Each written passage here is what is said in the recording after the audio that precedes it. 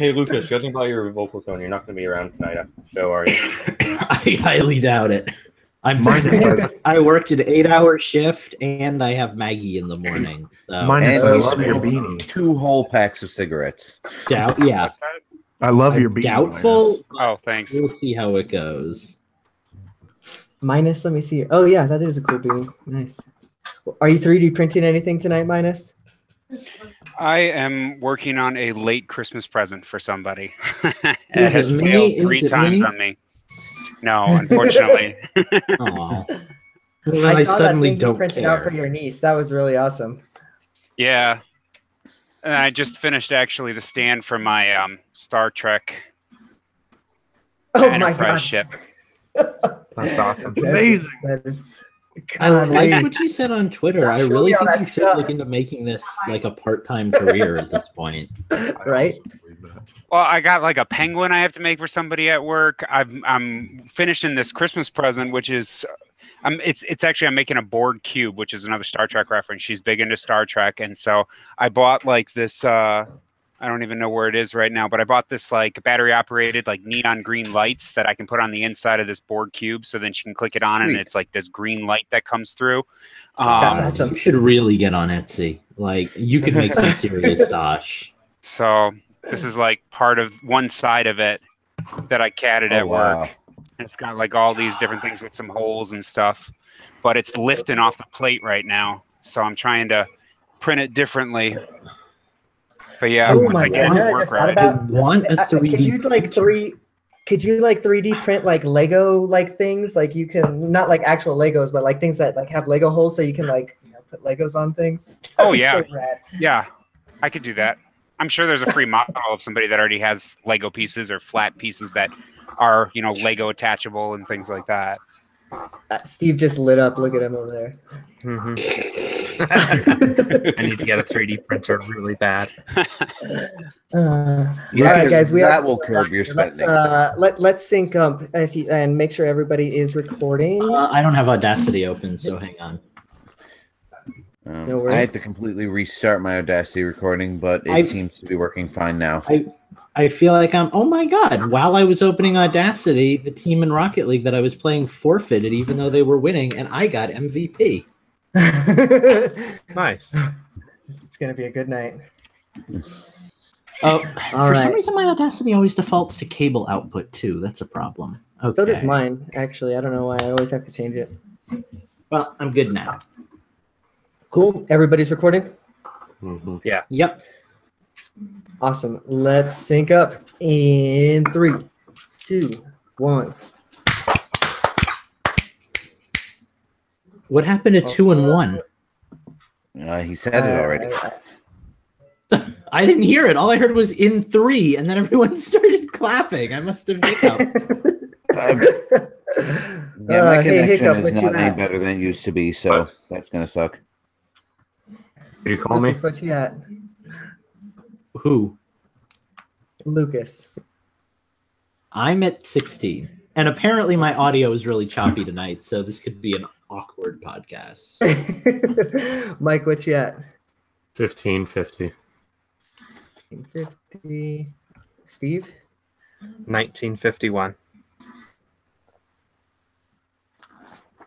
Okay. I was waiting for Justin to say something there. And Justin. Justin died. Oh, Justin? sorry, my audio keeps on. Hang on. 8:15. What? Oh, Gonna be a Okay. good night. Good start, guys. sorry. So, My new modem apparently is not making my connection any better, so you guys keep cutting out every few seconds. Perfect. It's okay. I'm right there with you, buddy. So, Lucas, I'm going to throw it to you, if you don't mind, for the first thing. Since you can talk about the contest, since you have the amiibos, you can just throw on the... Oh, on okay. the I was screen. like, I don't know what the topic is. No, it's just, and then you know, the credit there in the front too. Me and Steve figured we might as well do it in the front in case we forget it in the back. I gotcha. Oh God. I don't have the amiibos like handy with me because I store them in a safe, cat-proof place. But I will be sure to talk about them because That's cool. That's cool. All right. Well, then let's get started. Let me just make a note here in my Audacity. Okay, when did we go live? like 15 5 minutes minutes ago. Hi, listeners. Anybody? Hello? Hello? Hello. Hello. Go start. All right, let's get rolling. Hello, everybody, and welcome to Infendo Radio. I'm coming to you live from Colorado. Hello, Phantom. I can almost throw a stone at you, but not quite. Apparently, you're like a few hours north, but I'll take it. Same state, still cool. How the heck are you guys doing today? Mike, how are you doing this evening? I'm doing. I'm just here so I don't get fined. All right, we'll take it. This is a Eugene, what community episode- service. Eugene, what episode is this? Did we even say that yet? Probably not. I don't know. You know how I do. I'll say it at some point. There'll be subliminal messaging. Justin, how the heck are you? 130. I'm doing okay, I guess. The whole family has been sick all week, and my last nerve for most of it. But woohoo, go Infendo. Yeah, I'm drinking coffee. I'll be good in about a half hour. Shoot. Steve, what's in your cup tonight? What are you drinking? I am drinking pure water. Okay. Nothing fun there. But clearly, I'm Nerd. the only one tonight that has it. So it's a good thing I'm hosting Nintendo's. Oh God. And last but not least, Lucas, how are you doing this evening? Have you recovered from your workday? I'm in the process of recovering from my workday. Luckily, I ate 430 M&Ms before coming on this show, so I'm feeling ripe and ready to go. Boy, that sponsorship's Perfect. coming through fast, isn't it? Oh yeah, I'm gonna plug everything tonight. It's a colorful world, and you need to be a part of it. So get on over to our Patreon. Oh, God. Sorry. Well, no, speaking of our Patreon, we actually do have a contest tonight. So why don't you tell the fine listeners about it, Lucas? All right, for those of you who are watching us, I don't have any fancy amiibos to show off, but we are giving away 3 amiibos, and we're doing it at the end of the month. We're doing it just like we usually do our contest. All you got to do to win, yes. The plural of amiibo is amiibo. Oh, God. Yeah, I know, but it sounds all like 1940s when you say amiibos, like, you know. Anyway, we're giving away amiibos, and we're doing it at the end of the month. So get on the Patreon. Okay, shut up. Anybody who is a $1 patron or more on patreon.com/Infendo Radio will be eligible to win 3 beautiful Legend of Zelda amiibo. Everybody loves Zelda. It's the best game ever, right? We have Pixel Link and we have Zelda from Super Smash Brothers. Both of those are unboxed amiibo, but we also have a mint condition, beautiful, pretty, sexy Rider Link amiibo that I don't even have yet. So I kind of want it, but I can't win the contest. And that one is so if you would like to win these 3 gorgeous amiibo, head on over to patreon.com, sign yourself and like 5 fake accounts up and get winning. That's right. Yeah, definitely go check out our Patreon. And just throw us a bucket or 2, and that's all it takes. We'll send you those amiibos. Also, we want to get out of the way because we keep forgetting, but we have a lovely person here in the Hunters Hub with us tonight, and that's Hax. He's our executive producer. We'll talk about him again at the end of the show, but yeah, we just wanted to throw a shout out to him. Thank you for making us, do what we do. It's really appreciated. Justin's waving if you can't hear that. I'll amplify the wind that's coming out of his microphone later on. I got some wind to blow on the microphone. Yeah. Oh, God. Oh, All right. Well, let's get into the show proper. Actually, this week we're going to try something a little different because it's been kind of a light news week. So Mike is going to lead us into, I guess, what we're going to call Infendo Roundtable tentatively. But yeah, Mike, why don't you tell us what we're going to talk about here tonight? let me get some more water. Hold on, I need to energize. Oh God, I'm out of tea. Fuck. Ladies and gentlemen, this has been Infendo Radio. Bye-bye. So, hello, everybody, and welcome to Infendo Roundtable. This is the one and only time we're doing this because it's going to crash and burn. No, just kidding. It's going to be very well done. And so, I've been waiting to do this for a while because a news show segment I did because we want to be cool and new and fancy.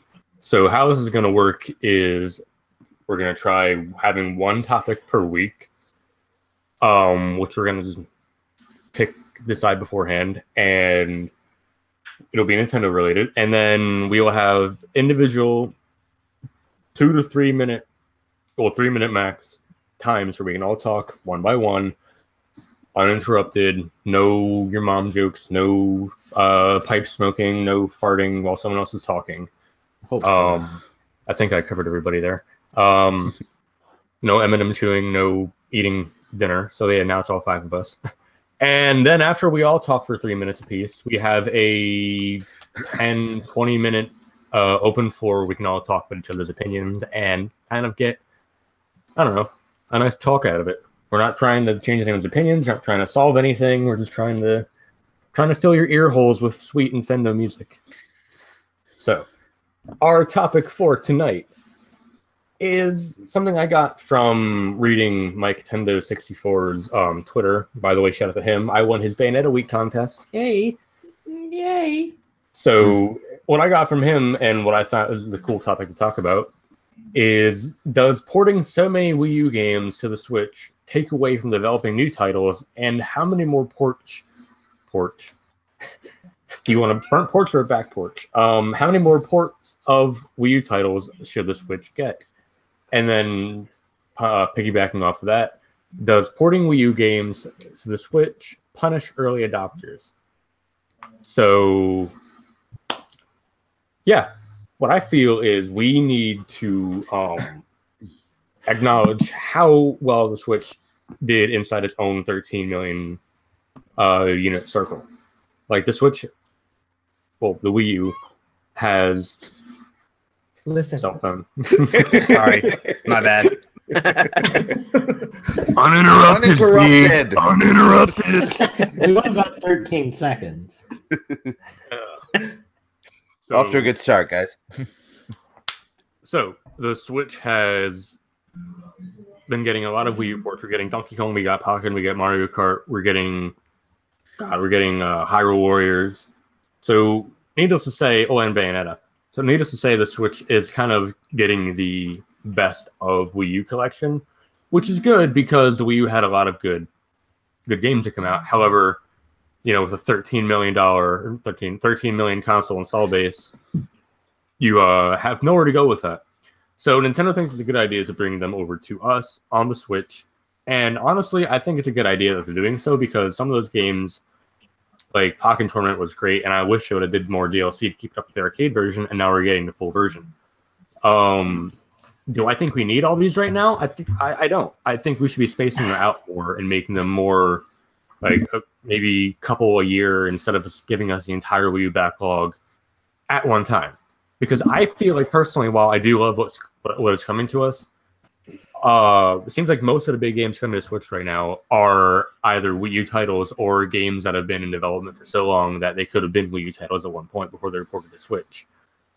And I feel like just taking that time to like get it on the interface and program it to work on the new console, I feel like in doing so, like Nintendo's the internal development teams, like all the third-party teams that they have working for them, have to take time away from making newer games. Like maybe we get Bayonetta 3 a bit sooner if we don't have to worry about Bayonetta 1 and 2 coming out to the Switch, Maybe we'd get Mario Kart 9 faster if Mario Kart 8 DX didn't take like 3 months to port over. I don't know. But I feel like we should get a good chunk of the good games, but just not right now. And does it punish early adopters? I'm not sure what Justin meant by that topic, but when he goes, he can kind of elaborate on that. And then when we get to the open discussion, I'll chime in again. But I feel like Nintendo is kind of punishing Switch users in a lot of different ways, not regarding the Wii U games. Like my Nintendo being a clusterfuck, for example, and a lack of, like virtual console and online services. So in that aspect, I feel like we're being slightly punished, but not in terms of Wii U ports and everything. But yeah, that is, I'm trying to cut under 3 minutes, but yeah, Nintendo needs to give us more Wii U games, but not all at one time. And maybe not the entire fucking Wii U backlog. And yeah. Who the fuck keeps playing Zelda in my damn... I think that was your timer. That was our timer. That's lovely. Okay. How very gentle and delicate. Thanks for the fun timer. I wish I knew that was coming, but yeah. Whoever wants to take the floor next can have their 3 minutes. I'll go. You don't need to have all 3 minutes. You can talk until you're tired, but right. You have the floor for 3 minutes. So as far as all these ports and stuff go, I'm loving it. That's one of the cool things that I enjoy about a new console. Well, traditionally, what was a new console cycle? I know this isn't really one, but it kind of is for Nintendo people because we're going off of the days of the Wii U. We're bringing in the days of the Switch. I love the fact that we're getting all of these new Switch games alongside a lot of the old Wii U games that so many people missed because that console didn't sell very well. It's nice to be getting, like Minecraft Switch Edition alongside the new Mario game, Mario Odyssey. So I don't mind it. I want to see more of it. There's a lot of collections that I still want to see come out, like the Darksiders collection. I want to see Darksiders 3 come out, but then alongside it, or even a couple months before it, I want to see Darksiders, like a Darksiders 1 and 2 collection. Kind of like with Bayonetta, where we're getting Bayonetta 3 at some point on the Switch. I love that we just got Bayonetta 1 and 2 on the Switch, so you can get caught up while the next one's in development. Same with Metroid. I would love to see Metroid Prime Trilogy come to Switch, since we know we're getting Metroid Prime 4 at some point. Yes, Justin, I see you. But yeah, so I mean, I'm all for it. I'm all about spending the same money on these games over and over, and I'll continue to do it because that's just how I am and how I've always been. So, and yeah, that wasn't anywhere near 3 minutes, but there's my piece. All right, well, I'll jump in then if we're just kind of taking this one by one. That works. I'll set the timer for you. Go ahead.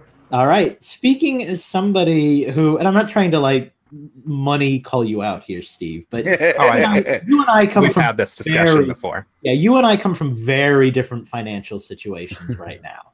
And what might be like supporting a developer to you is like, the game that I'm going to buy this month for me. So like, there's a lot of games I really like on the Wii U that I would love to have on my Switch, even games that aren't like Hyrule Warriors, where I feel like I'm losing out on, downloadable space and stuff, and like running out of, like losing all the time I put into it by getting it on a new system. That's where I meant to go with that. I guess I'm thinking about my download space because I'm completely out of digital space at the moment. But yeah, like I can't choose to buy all these games. Like the only reason I'm able to play Bayonetta is because a friend bought it for me. And like, that's amazing. But like, it's going to be a long time before I get the sequel, because even though it's only like $20 or $30, like that's still like, that's $20 or $30. Like that could go toward Ukulele. That could go toward Mario Tennis. That could go toward a lot of really new, exciting games I haven't played before. And like Pokken, I've been playing the Pokken demo for like 3 months now, just because it's a way to play a game I really want to play on the Switch that, I can't really justify purchasing again. So I don't know if punished is really the right word, because like it was my choice to buy those games on Wii U. And I think we all kind of knew that the Wii U wouldn't be around for much more than like the 5 or 6 years or whatever that it was. But like, I don't know. I personally kind of wish that they would move more toward the new stuff. I also understand that that's not really how game development works. Like you have a separate team for, making these ports, and you have a separate team dedicated to making new games. But it's just one of those things for me. I'd rather see some new content, I guess is the long and short of what I'm trying to say. Because as much as I love my Switch, I feel like I'm kind of locked into a bunch of games right now that I already own, or that I really never wanted to own in the first place. All right. Is that... That's me. That's my opinion. That concludes your. This All right. concludes your regularly scheduled Sigma hour. All right. I Well, guess it's down to me unless Eugene wants to jump in first. hit it, buddy. All right.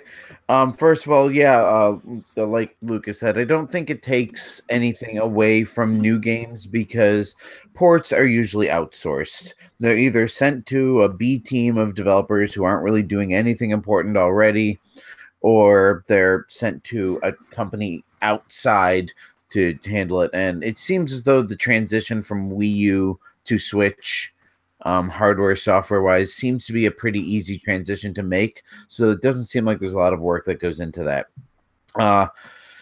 But I also have to agree with Lucas on the financial situation here because, Hyrule Warriors, you brought up Hyrule Warriors.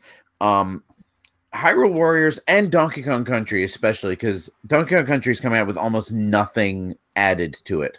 But I've put several hours into it. I've gotten maybe about a third to halfway through the game on the Wii U. And the reason I haven't finished the game is because it's not really convenient to play. The Switch is so much more convenient. I like the idea of having these games coming out on the Switch, but I don't want to lose all the progress I've put into these games already. I don't want to have to pay full price for these games again. They really should be coming out at budget prices. $40 at the most, I think, for some of these, because you're really not redeveloping the game. You're just putting stuff out there that already existed. Let's see. There's another part to this question.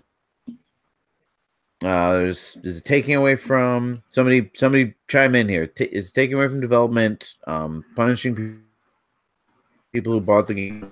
How many more ports should the Switch be getting from the Wii U? I mean, I'm not against the ports. I think it's important that Nintendo say, "Hey, look at all these great games that we made for the Wii U that you guys missed out on. We're bringing them to you now." I don't think it's ever a bad thing to get more games, even if they are old games. I think it's, since Nintendo has such a devoted fan base who buy all their shit anyway, it is kind of a knife to the back to like, hey, we know you spent $60 on this game 3 years ago, but if you want to play it on the go, pay us another $60 and play through the game all over again.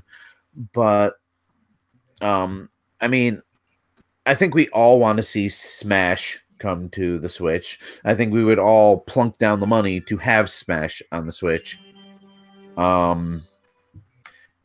I don't know how I feel about Metroid Prime, but yeah, I mean, more games isn't a bad thing, but I don't know.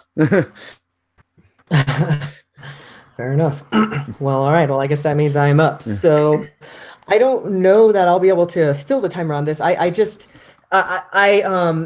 of two minds here. I kind of can see where Lucas is coming from, in the fact that I don't want to be buying all these games again that I already have. Like like for example, with Bayonetta was just free on the Xbox Live, like Games with Gold, just a couple of months ago. So I have that like on multiple platforms. I have Bayonetta 2 already on the Wii U if I really wanted to dig that up. So I don't know that I would, going to necessarily repurchase this game. But then again, on the other hand, like I did repurchase Mario Kart, and if Smash were to come out, I definitely would probably repurchase that. So I guess it just kind of goes on a game by game basis, like whether it's worth it to me monetarily and otherwise.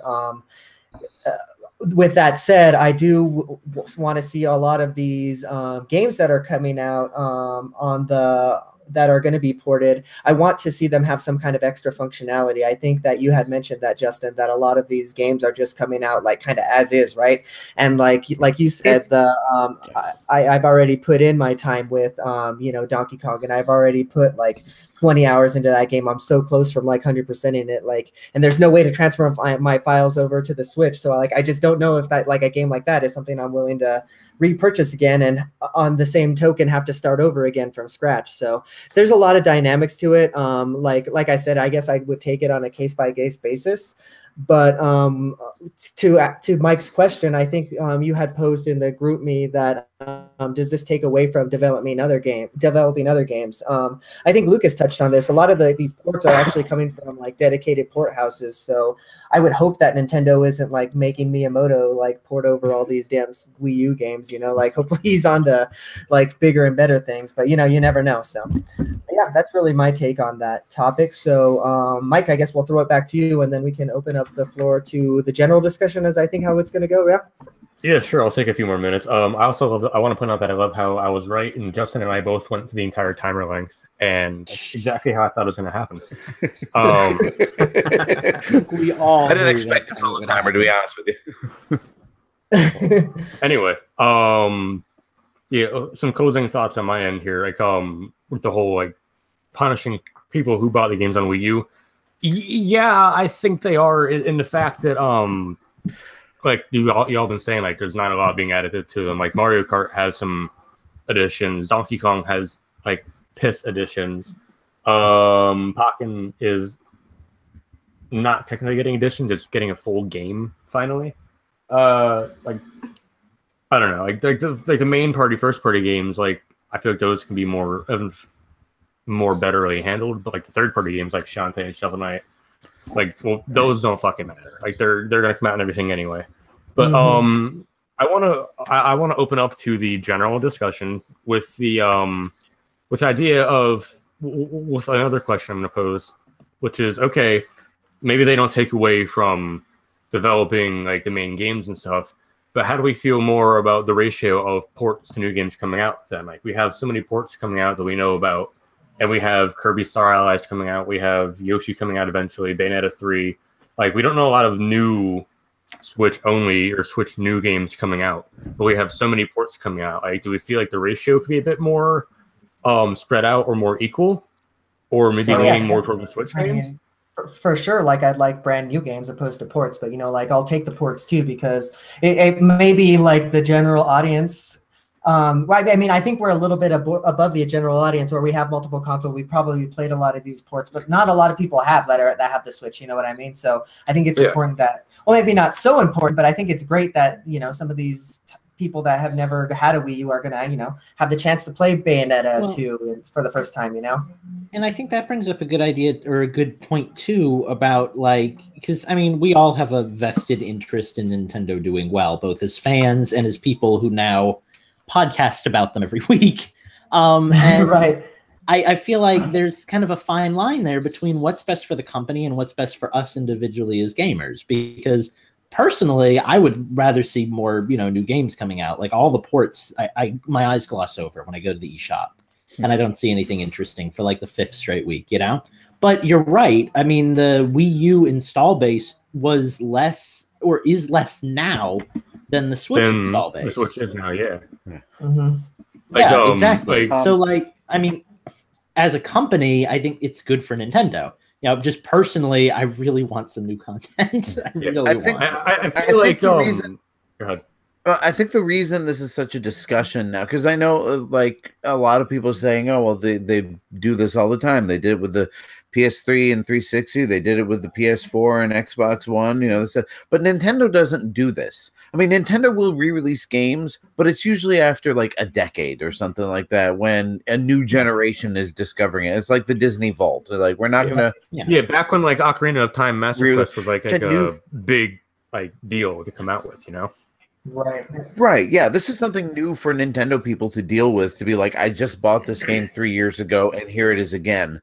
And like Eugene was saying, it's kind of feast or famine as to whether these ports are even worth it. You get ports like Pokken and Hyrule Warriors, and there's one other that I was thinking of that I've forgotten, where they really just dump a lot of new stuff into the game where, you know, even if you got it the first time around, there's still plenty of new stuff for you to explore.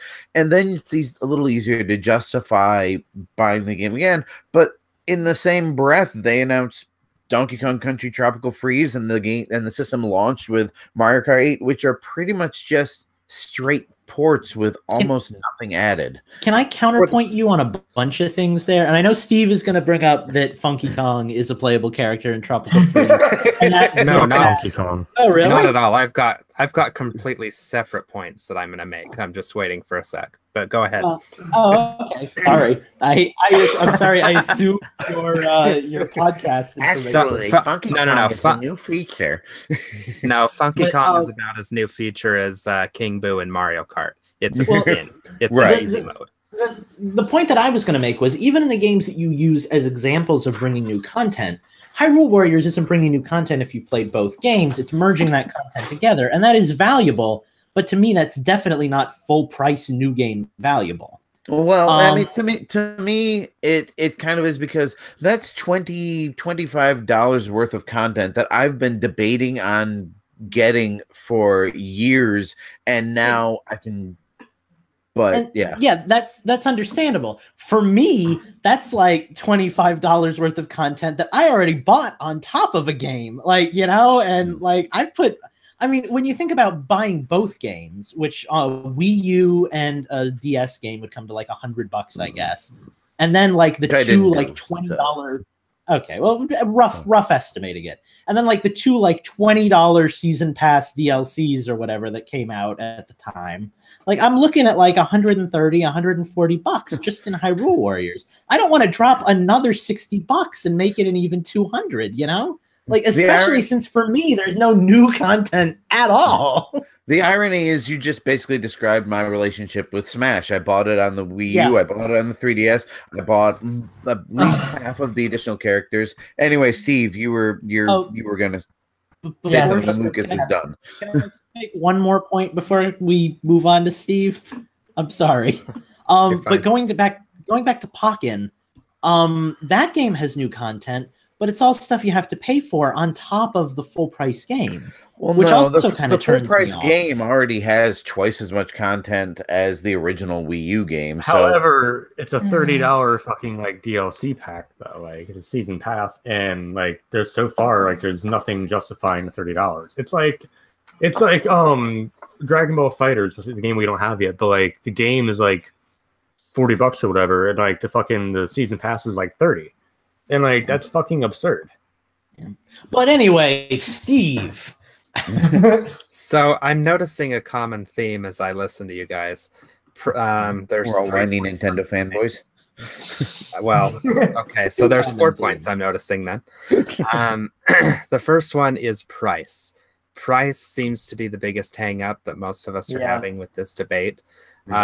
Traditionally, with what I've observed in the other consoles, generally when they do these re-releases, it is $40 if they're up-resing a game, or $60 if they're giving you the game plus all the DLC and maybe a slight bump in texture.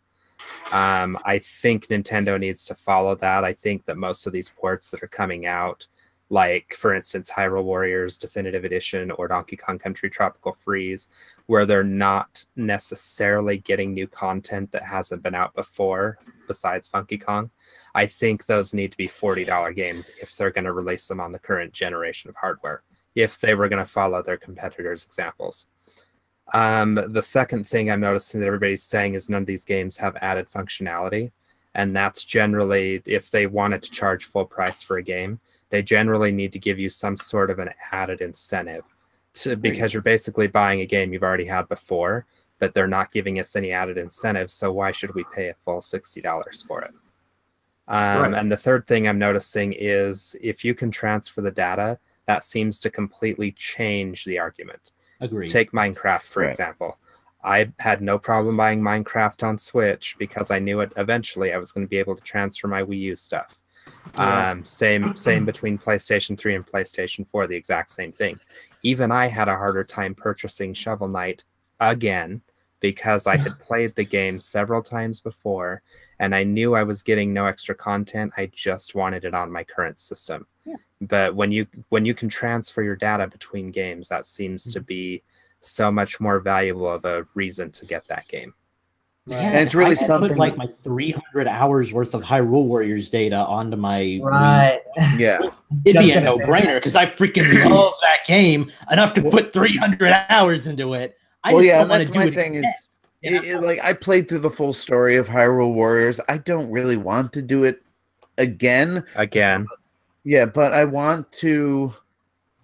But I want to have that in a far more convenient package. I want to have all the DLC that I didn't want to, get before, all the 3DS stuff that I missed out on. Like that's really something that Nintendo needs to nail down, and it's something that I had hoped they would have worked out when they had the partnership with DNA, because this is something DNA does. They work between different types of hardware with getting your the communication between. So I'm just really disappointed, not surprised, mind you, but disappointed that Nintendo hasn't gotten this save transfer, purchase transfer, all that stuff worked out. And I'm hoping that when the Nintendo account system finally goes live later this year, that's going to be part of it. Otherwise,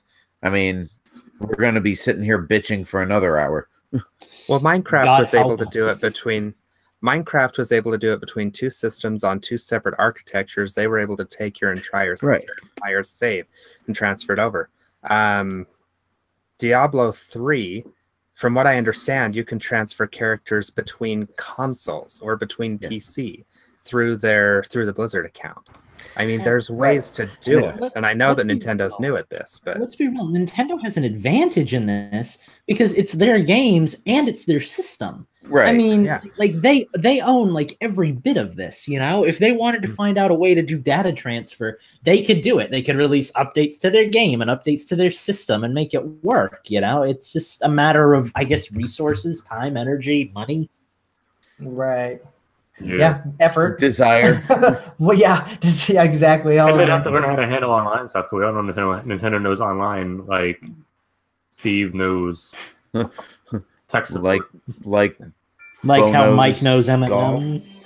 Oh, it All sounds right. like the dawn of the day. It sure does. Well, awesome. I think that roundtable discussion worked out pretty well. So that is it for it, though. Let us know how you thought about it in Twitter, or leave us a review or whatever. Talk to us about it in Patreon. But yeah, worked out pretty well in my opinion. So with that, we are going to take a little break, and we're going to be right back and let Steve set up for Nintendo Tunes. Tunes. yeah, which is a matter of me going to the bathroom and getting another water. See, in No, 10 Tunes is when you take spliced voice clips of us singing and you have to guess what episode it was. I'm down with that. Like, I think that went well, guys. I think that roundtable went way better than people were thinking it would. We all talked about more than I feel like y'all thought we would. Yeah, I enjoyed it. I'm very I'm pleased. I think the fans will get a kick out of that, because I feel like talking about news is getting stale. I don't think talking about news is getting stale. I think talking about stale news is getting stale. If we Okay, have important stuff to talk about, then, But we could even work something into it where if we have to, we talk about a news topic or two that are really important. And if we don't have anything else to say, then we bring a roundtable discussion into it, Oh yeah, but that's why I like that. This too. Like, this is more like a candid bullshit session with all of us, like letting us talk and getting our word out there, and like the fans got to see more of us just chilling. And I think that's something that'll be beneficial. That's for the fan to decide. Just cuts to Phantom sitting in a bleacher by himself. Yay!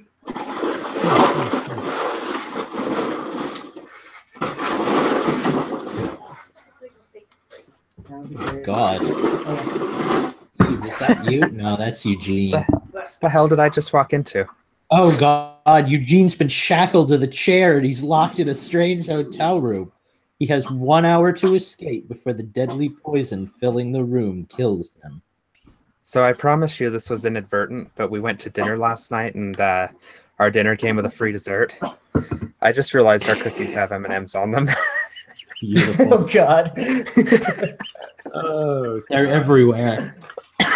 Lucas, I'm kind of bummed you couldn't beat the M&M Racing. I demolished that game. Oh, God. I just got so frustrated. Oh man. What we're talking about, you should get on our YouTube channel and check out some Infendo plays. I'm so excited to bust out my capture card.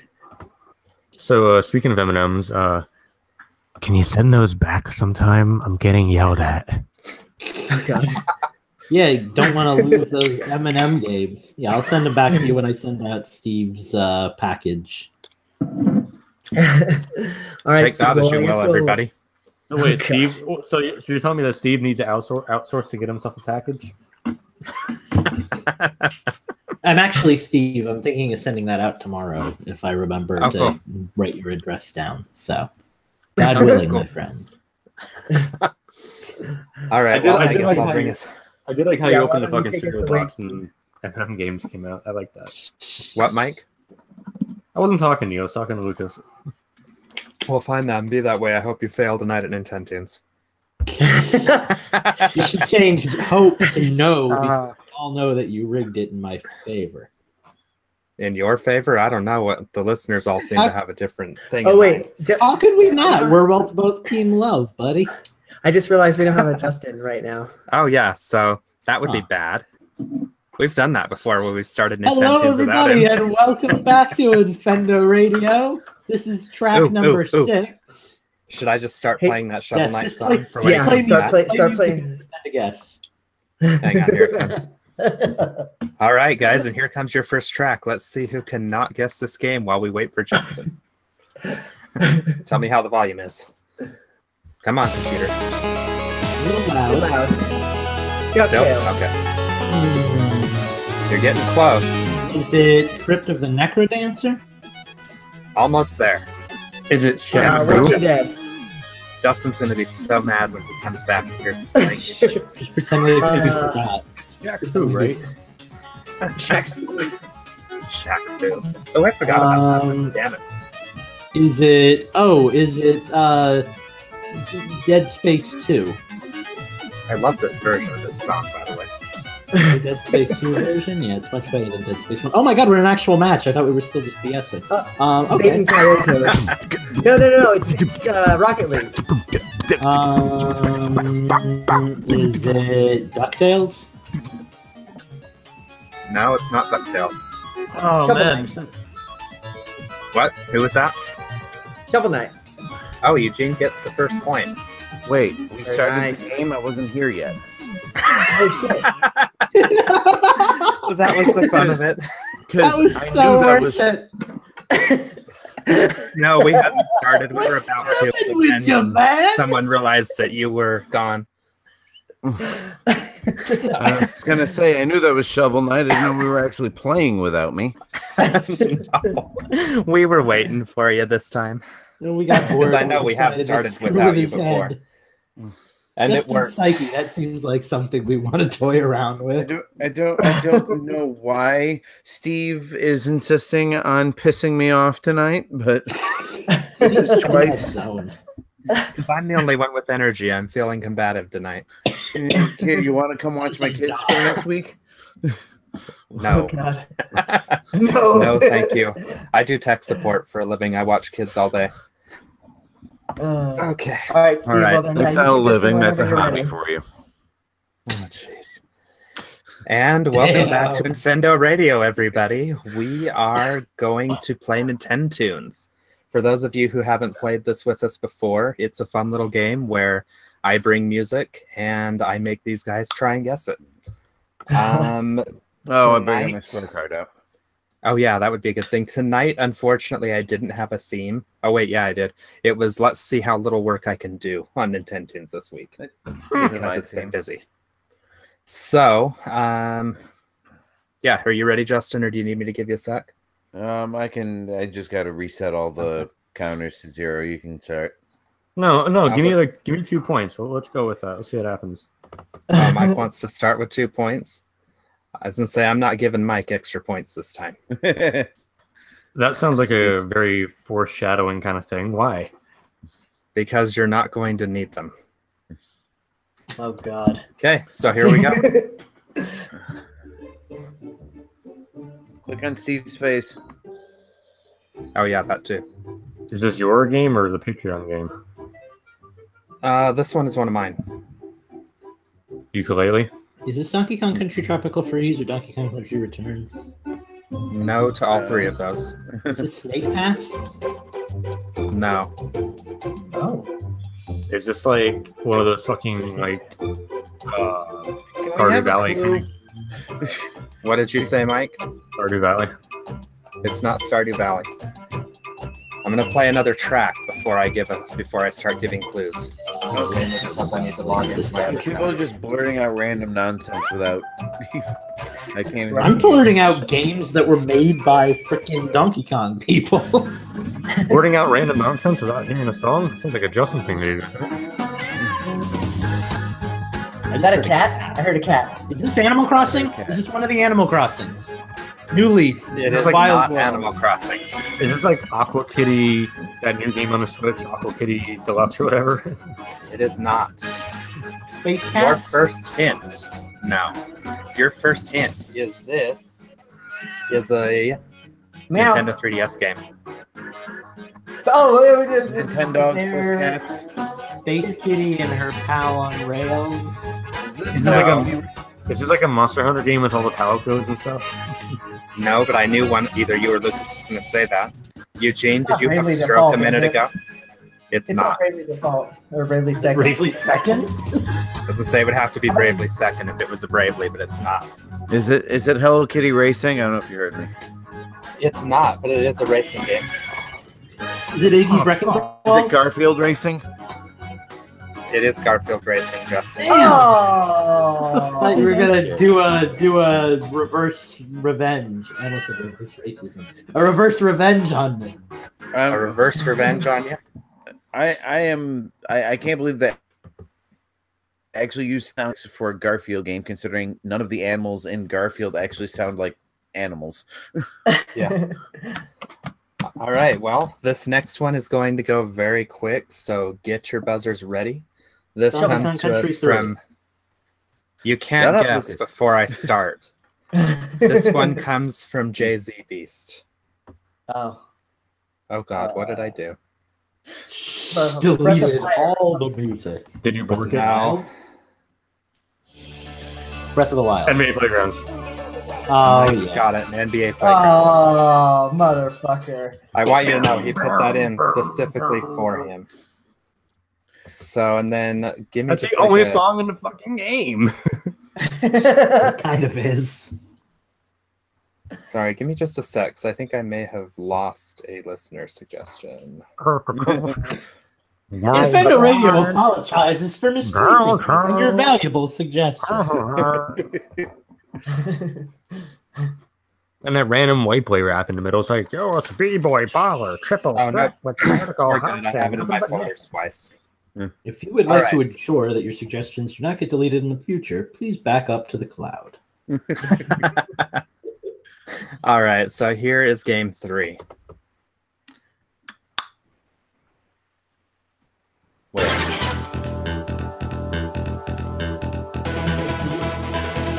This is a me pick, yep. Turn it down a little bit. You turn it up a little bit. Might have been too low. How about that? No macaroni. Yeah, that's Goldilocks, find that happy medium here. I'm guessing it's a Game Boy Advance game. It's not. Okay, How's the volume? great. Is this like Mega Man Battle Network? No. No. Whoa. Whoa. Is Is this like a racing Killer game? Instinct? What did you say, Eugene? Killer Instinct? It's not. What did you say, Lucas? I just asked if it's a racing game. It's not a racing game. Better luck next time. It's a fighting game. Is it Better Luck Next Time? No. game? It's not Better Luck Next Time game. Is it Sorry, Sha- it's not is Better it- Luck Next Time or a fighting game. Is it Shaq Fu? It's not Shaq Fu. Is it All right, Shaq Fu Legend Reborn? I need a hint because Or another song? these all sound like good guesses, and Let's get you another song and a hint. This one Is is this like Rhythm Heaven? It's not Rhythm Heaven. It is kind of a rhythm game. Is it Well, Fever? no, it's not. It's like a rhythm game, but it's not. It is a DS game, by the way. Is this Okay, Dance Dance DS or Revolution? 3DS? Not for DS. It It's is. not. I don't know. Maybe they did a finger thing like they did with Guitar Hero. They did. Well, it's not a dance. Did a dance finger game. thing on your mom. It's a shooter/rhythm game. What? Is it like a Harmonite Toho game or shooter? something? Is it like a It's not Harmonite. no Harmonite 3DS? Is it like Toho or whatever? No. This game is a continuation of a series that started on that was on Atari. I'm not going to say it started on, but the original game in the series was on Atari. Asteroids. Atari. No. Oh, is this Space Invaders? DS or That would be my something? guess. Yes, I'm going to give it to Eugene. Space Invaders Extreme 2. Ah, I was gonna say Space Invaders. What the fuck? I was started on Atari, but I was like, no, it can't be. yeah, as So- soon as he said asteroids was wrong, I'm like, wait, there's another shooter. Space it. Fuck. Well, So if it what's wasn't the that, it score could have at? been Arkanoid. Yeah. Eugene Ooh, I 2, love me 1. Arkanoid. It's not really shooter. No, I think that's my first one. That's my first one. Mike, Eugene, and I are tied at 1. Oh yeah, Garfield. This motherfucker got Garfield. All right. Well, here is a listener request from Phantom. Very nice. RPG, Garrison. Tales of Fantasia.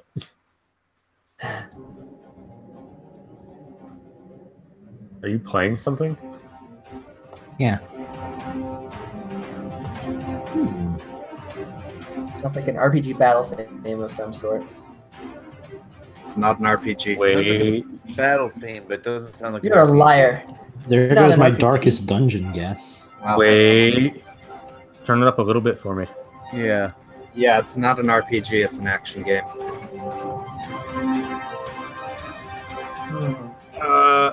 This isn't Bayonetta, is it? It's not. This is a Phantom game. No, it's a Phantom suggestion, not a Phantom game. That's what I There's a meant. difference. You're not wrong. That God, one game Phantom made is I like it pretty better good. when you're quiet.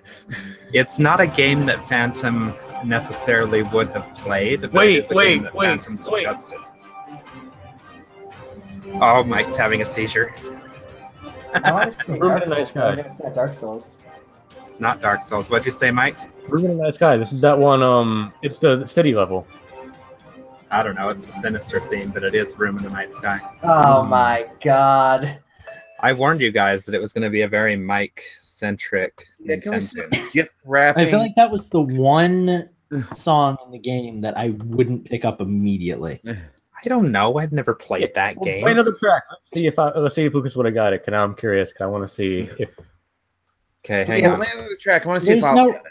There's no unbiased way to do this now because I'll Do we hear it and I'll have go, the point "Yep, if that the sounds number- like a track." Another one of us guesses it? Yep. Oh, no, that no, sounds no. like a Fruit. track. No, no, Give me a that's point. Give me a fruit. I point. got it. Yeah, no, that's fruit for sure.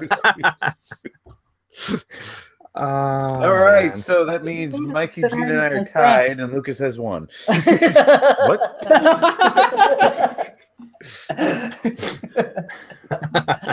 Ah, jeez. Play the next round, damn it. All right, this one comes to us from Corky Dog, by the way. Conan the Barbarian. Sorry, did I miss a guess? I said Conan the Oh, shit, I know this. Barbarian. I know, right? This actually does sound familiar. Wait a minute. We've played this game before. Lucas, I can't hear you.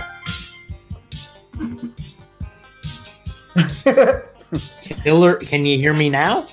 Yes, I can. I said Killer Instinct, and before that, I said Conan the Barbarian. No and no. Wait. All right. This is a much newer game. Sounds like. Is this Perfect Dark on that Game Boy Advance or something? It's not. This. No, we've played this. We've played this game on Nintendo before, haven't we? We have.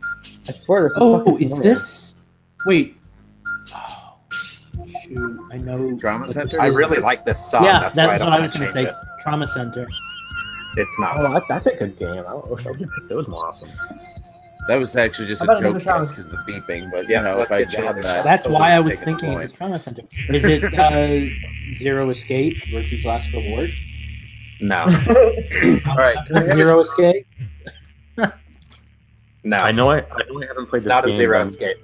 I no, know I we haven't can't played have a this game, but I genre. know Can we it's have fun. something? Throw us a bone here. Yeah, genre is Metroidvania. Axiom Verge? Axiom Verge. It is. Mike got it first. Oh, balls. The Can minute we he said stop newer having and then Axiom Verge every episode, please? Hey, that was listener. Don't blame me. the minute he I said love- newer and then Metroidvania, I'm like, oh, it's fucking Axiom Verge. Of course it is. Because we love getting I that. don't even play Metroidvania games most of the time unless it's actually Metroid. I'm sick of Axiom no, Verge, and I've never played it. So what are the scores actually at, Justin? Ian and I are tied for 1. Mike has 3. Okay. My kind of week.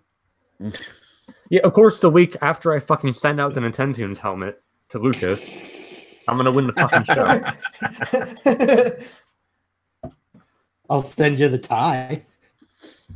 All right. So this one's gonna be my game. Metroid Prime 1, 2, 3. No and no. That third now. And no. Is this Breath of the Wild or Twilight Princess? No, it's not. Is this a Metroid game? Yes. This Metroid Return of Hunter. Samus or Samus Returns, whichever one. Prime Hunter? No, Yes. Zero Mission. Justin got it. It was Samus Returns. Fuck. Although I'm disappointed that you would think it was Return of Samus. Well, I knew They don't even well, share a song. They do too. That first song when you get off.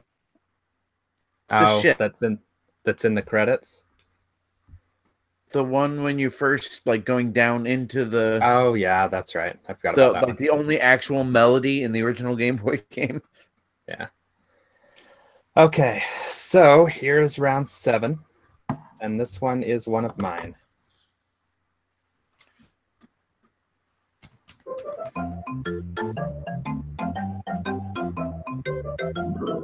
I love the look on your guys' faces right now, by the way. No, it's not.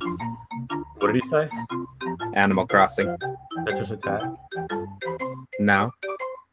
This is pretty mellow for Tetris Attack. No, not really. It sounds like it might be like Yeah. Ren and Stimpy or like some Nickelodeon game. Can you tell me which game, Eugene?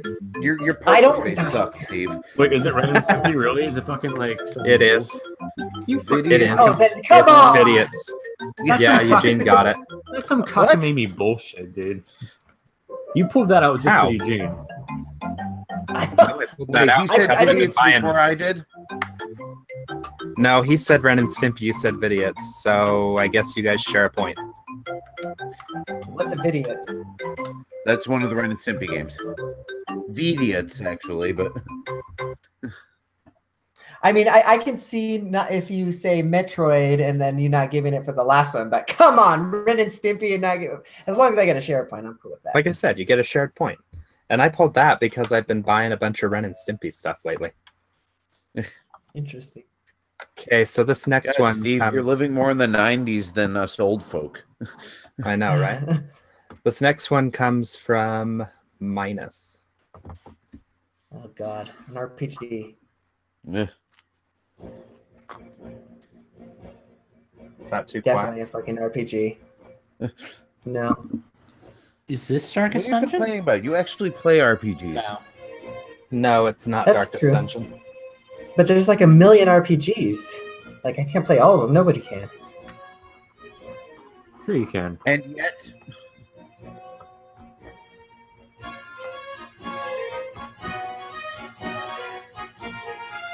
I don't know what it is, but I like it. Okay, your Tales of first. Final Fantasy Warrior Chronicles. I don't fucking know. You forgot Symphonia in there. No, there's Tales of. Oh, I made sure I said Tales of. Is so this like this, Dragon Quest Builders? No, it's not. Good guess. So it doesn't say it's an RPG. It says it's an action adventure. It's also RPG. for a Nintendo game.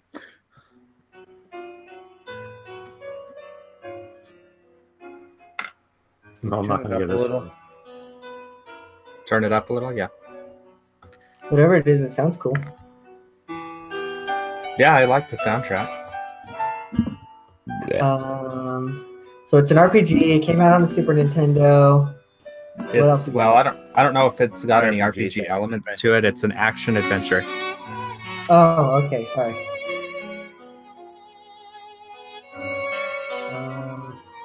Is it a Capcom game or a Square game? It's not an No. RPG, Eugene. Stop trying to make it happen. Said it's published by Kodansha. Oh, that classic developer. Yeah. Don't you love the Super Nintendo? Unfortunately, I really don't have any. Classic games as Badoink Doink and Flabberlobble. It is based on a manga though. Evangelion. Did you say it's based on a manga? Yes. I'm back in the game. I will recognize this comic book by the music. I might be able to guess this. It's a Super Nintendo, you said? Is it a Super Nintendo is. game that's based on a manga? It's Get not up. Area God. 88. Just Not like Area woke up from 88. That's Steve. It's not Area 88. Trying to think And of I can't- older- Is it Fist of the North Star? Is it Trying to think of really old like Ranma 80s 1/2. shows. No. Is it? Yeah, this sounds like Ranma 1/2. I don't fucking know. I'm Dragon just Ball naming Z? Japanese things. No. Dragon Ball. No. We get another song? Did I play this one already? I don't know. They all sound the same. Maybe. Is it Titanic the manga? I want to figure this out. Okay, well, how about I start dropping hints? Yeah, Says give it to me. written by Clamp. Hang on. Oh, I got Oh, to yeah. the group chat because they're Published by talking about the game Kodansha. here. It says English Tokyo Pop. English publisher Tokyo Pop Dark Horse. Demographic is shoujo. Magazine Nakayoshi. English was mixed sign. Original run November of 93 to April of 96. All There were this 6 Japanese, volumes in it. all this Steve written Japanese is going in the outtake. Yes. Shoujo means that it's aimed for girls.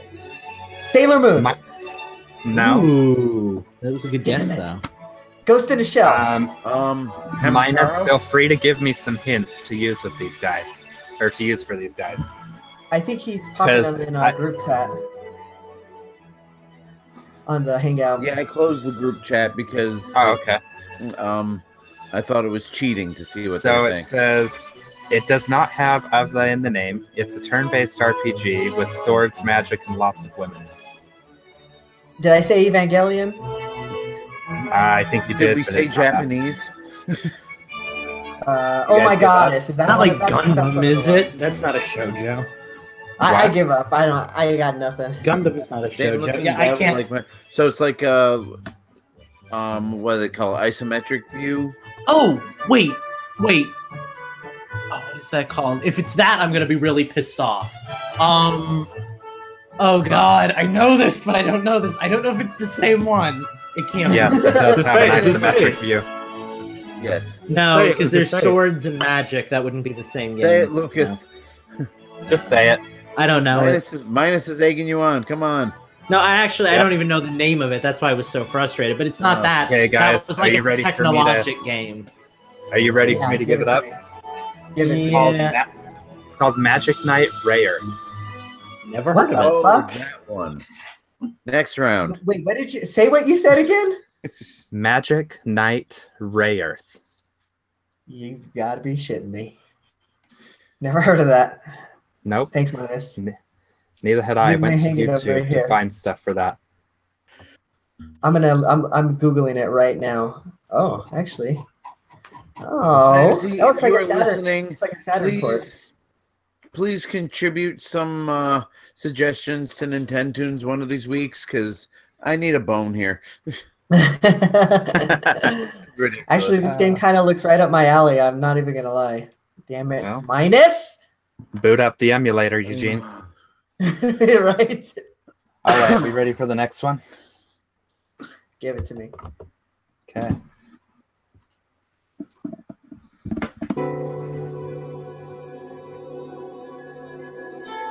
This one's you, I right? know this. Donkey Kong Country Tropical Freeze. Donkey Kong Country Fuck Returns. Wait, No. ukulele. It's ukulele. It's ukulele. Yep. It's ukulele. All the time. That was Yes, worth it clearly. just for the reaction. I was gonna say when Lucas said Donkey Kong and your eyes lit up, I was like, if you play this every fucking week you're on, I swear to God, Steve. Ukulele. I've actually had this on my list for the last 3 weeks, and I haven't I'm gotten pretty around to sure playing it. I'm pretty like sure the you played only ukulele song the that I last really time, like. though. Or somebody did. Yeah, Maybe I did. I think someone did.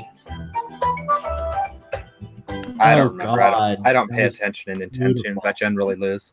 I just found Okay, out well, the poll that Steve here. I got David my Wise point, so I'm contributed. happy. Was that a David Wise track? I think think so. so, actually. I think that was one of I his thought it was only all tracks. Grant actually. Kirkhope, but I just recently found out No, David Wise. Wise, also did Grant music on it. Kirkhope, and there was a third one that did it. David, no. Which is why I guess Robin Snake Pass Beanland? earlier, because that Yeah. was also a game that David Wise produced music for. Grant Kirkhope, David Wise, and Steve Burke were the I three don't that remember did who it. Steve Burke is, but yeah, that We get a definitely sounded score like a update? David Wise track. Yeah. What, Mike? Score update. What's the yeah. running? Well, Lucas just put himself on the board, followed by Eugene at 2, and you and I are tied at 3 for those listening at home. Did Lucas go bye-bye? Lucas? Lucas. I'm here. The point was for me to be kind of inconspicuous, so you guys could keep playing and I could pop back in, but that clearly didn't work. No, but you were conspicuously absent, so no, it didn't work. We'll conspicuously slide this into the outtakes, right, Eugene? Your mom. Easy. Let's go. Move on to the next track. Ghost Trick! Ghost Trick! It's Ghost Trick! Ghost Trick! Ghost Trick! Ghost Trick! It's not. It is! Is it a jackal? It's a jackal. It's a jackal, isn't it? Is it a jackal? It's a Ghost Trick. It's Black Panther. Is this Phoenix Wright? No. Is this one of your games? This one was brought to us by Hacks. How is this not Ghost Trick? I don't know, because I didn't pull it from the I Ghost missed Trick the answer. soundtrack. Steve, is this yours or a Patreon? This is Not out Hacks. on my end. Okay. How about another track? Max, I'm counting on you, buddy. Give me something I can work with. I actually see Eugene getting this point. I hate when you do that because it's really obvious you're doing the game. Is this?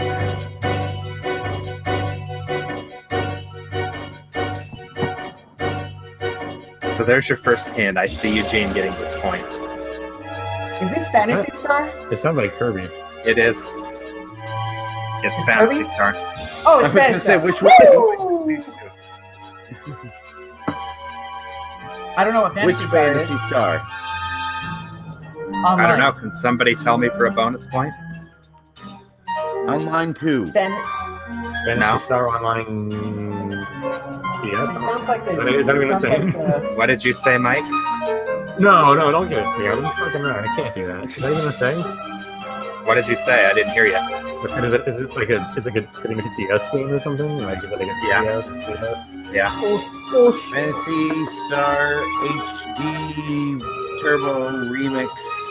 The full title for that one was Fantasy Star Online 0. Very Okay. nice. Is that describing the game or the person who guessed it? Oh, that's mean. And that was our last Patreon suggestion. So I had to make sure that I insulted Eugene with that and not hacks, so I had to be very careful how I worded it. me and Hacks have that Fantasy Star collection. So, are we sharing a point then, or what the fuck? How's that working? Yeah, I'm gonna give you the point because you guessed DS. I know. So you and Eugene both. I will only take that point if it comes down to me and Justin having to do a tiebreaker, because I want to fucking win. Well, right now us are tied, and Lucas is taking up the Steve position. Someone's got to take up my role while I'm not there. So okay, so here's our next game. How many more games are left?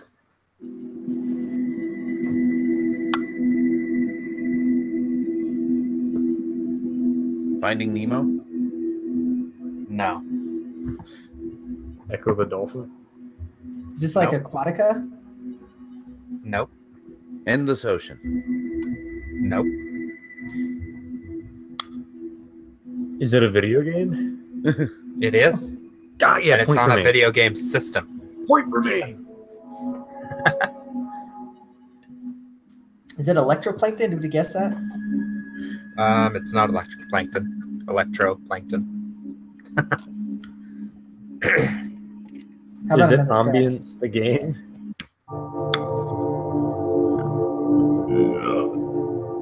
A Steve game. Steve game. For the music second. A Steve game we've talked about within the last couple weeks. Breath of the Wild, Shantae, Shovel Knight, Mutant Mudds. It's not a usual Steve game either. Tropical so no to Freeze? those three. No.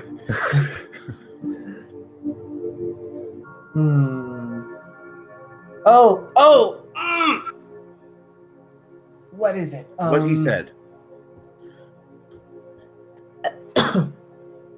What Can you give us can you give me a hint or a new track? It's an eShop game, huh?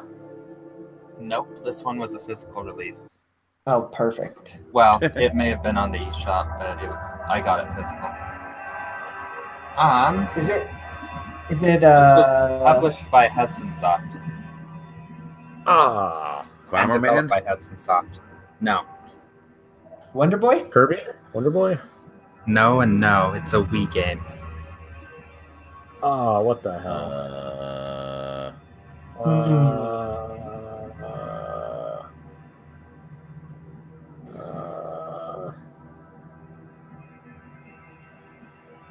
It is a single-player puzzle platforming game. The fuck? Is this Lost in Shadow? It is. God damn it. So now Eugene and I are tied. Well, I thought you'll be tied if you take that bonus point. I'm taking a bonus point. So is it time for a tiebreaker then? I don't give a crap. Yeah, it is. All right, so can anybody answer this, or is this just between the two of them? Breaking the teams, gentlemen. Breaking the teams. Let's just make it, but how would we break it? Well, yeah. Hey, Lucas, whose team do you want to Just be like on? we did last week. I'll take Mike because I want okay. Team Steve. I want to be on Team Steve. So no points for Eugene then. All right, We'll do the take it. oldest Infendo, like the longest lasting Infendos with the not as long lasting Infendos. All right, Actually, so I think we we're are the oldest lifesavers, and you Infendos. guys So are that's Eugene and Justin versus Mike and Lucas. All right. Put Splatoon down, Lucas. I I feel need you like on this this is- one. This is actually a really bad way to do the teams. Dead Space, Let's go straight. Mass No. Effect, No. Mass Effect 2. No. Mass Effect 3 is the only one that came out on the Nintendo system. Anyway. I've heard of this. Mighty then. Switch Force. No. Am I close? What? Night Lucas? in the Woods? Night in No. the Woods. Mutant Mud. No. No. Meat Boy. Bit Trip. No. No. Shantae. Let's get you. No. Okay, can we stop blurting out random Thumper? choices and actually It listen? is Thumper. Oh! How did I? I was going to say Eugene, that I pairing hate me and you Mike right and now. Eugene and Justin on a team is a really bad idea because Eugene and Justin tend to play the same kind of games, and me and Mike tend to play the same kind of games. But I spend a lot of time one-on-one with Steve, and I know what Steve does. And the only reason I know what Thumper is because of Eugene, so I'm mad at him now. And Yeah, I I'm dumb. I actually, should've gotten that I one. actually only threw that in as a tiebreaker. I wasn't going to play that one because I used it like 10 episodes ago. But You played Made a like new logo. really, really mellow Thumper music. Mm-hmm. Well, see, Well, I yeah, figured that you were first- gonna like fake me out and pick Ghost Trick, so I'd look like a moron when I didn't guess it. The first guess had to be Ghost Trick because you're feeling salty tonight. No, I think this is one of the songs you get during a loading screen, if I remember right. Oh. Mhm. Well, congratulations, Mike. be honest. You are an Nintendo's winner. You're going to have to hurry up and create yourself a paper craft belt before you Already go. I'll be honest, Thumper doesn't do it for me, so I never would have guessed that one anyway. What about Sure. Slumper, Bumper, Humper? Did they do it for you? Oh, God. All right. Well, we're going to take a little break here, and we're going to be right back with the question block. Yeah, like I said, that was a really lazy Nintendo's. For the first time in 1,000 years, Mike the Poet Mixetti has won Nintendo's and regained his rightful throne.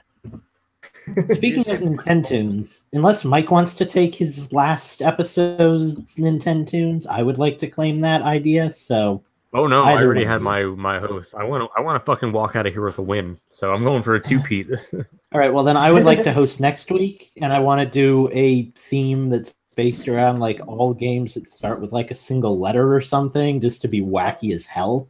So Nice. I guess get thinking, patrons. I'll write something on Patreon soon, so none of you suggest anything before I get a chance to come up with a theme. Nice. all Yeah, games, Lucas, I guess just pick a letter and put it at the top of the post. all games that start with X.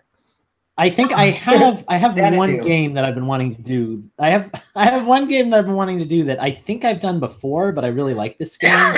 So I'm thinking I'm going to base it all around that game's starting letter, but we'll see. So now here's the question, though. Do those count as the starting letter?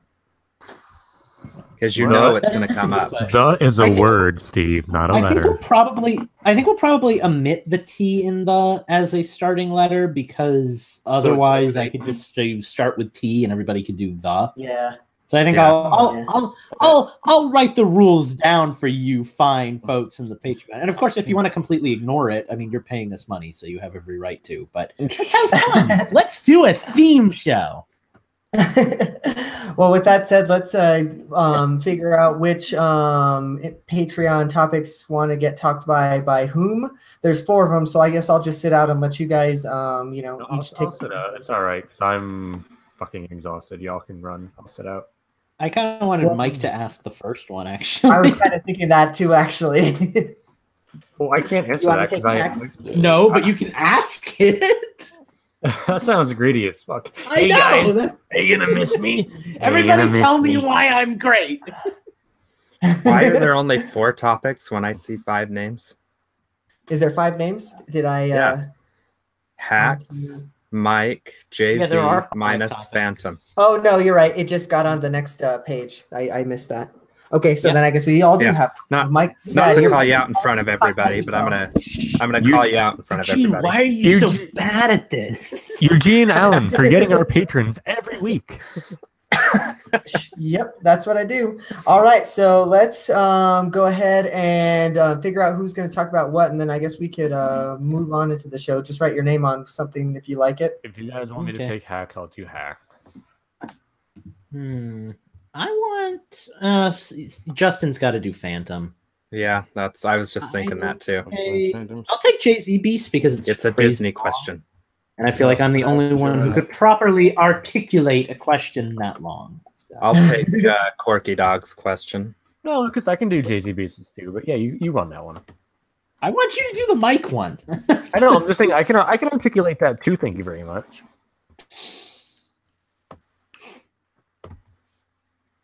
All But right, and I guess that by default that leaves me with minus.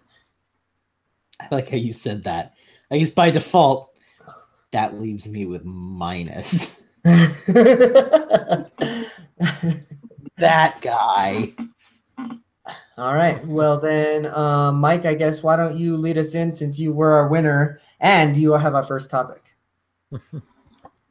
Oh, wait. Put the microphone down, Mike. Don't scream into the microphone. Just kidding. I'm screaming. I won. Ah, hello. No. Welcome back to Infendo Radio. I have regained and rightfully took over the throne of Nintendo's champion. I want it to be known now that every other Nintendo's after this and before this is invalid, and I win 2018's Infendo Radio Nintendo's Championship. If Justin could stop beeping himself, that'd be great. I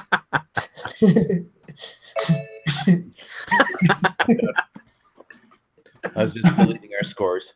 I'm not gonna do what I want to do. I'm not gonna do what I want to do. So, moving on to the next topic here, we have our question block, which you too can be a part of our question block if you go to our Patreon and give us $3. Is that what it is? $3. Yes, I got it right.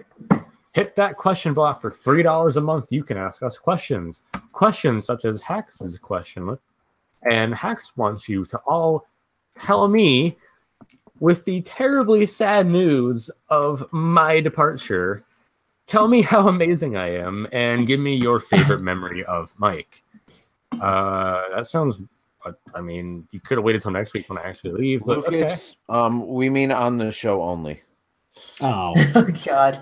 Well, there goes like 90% of my material. No. I'll jump What's right your in favorite there, memory and of I'll you, say- Mike? Right. My favorite memory.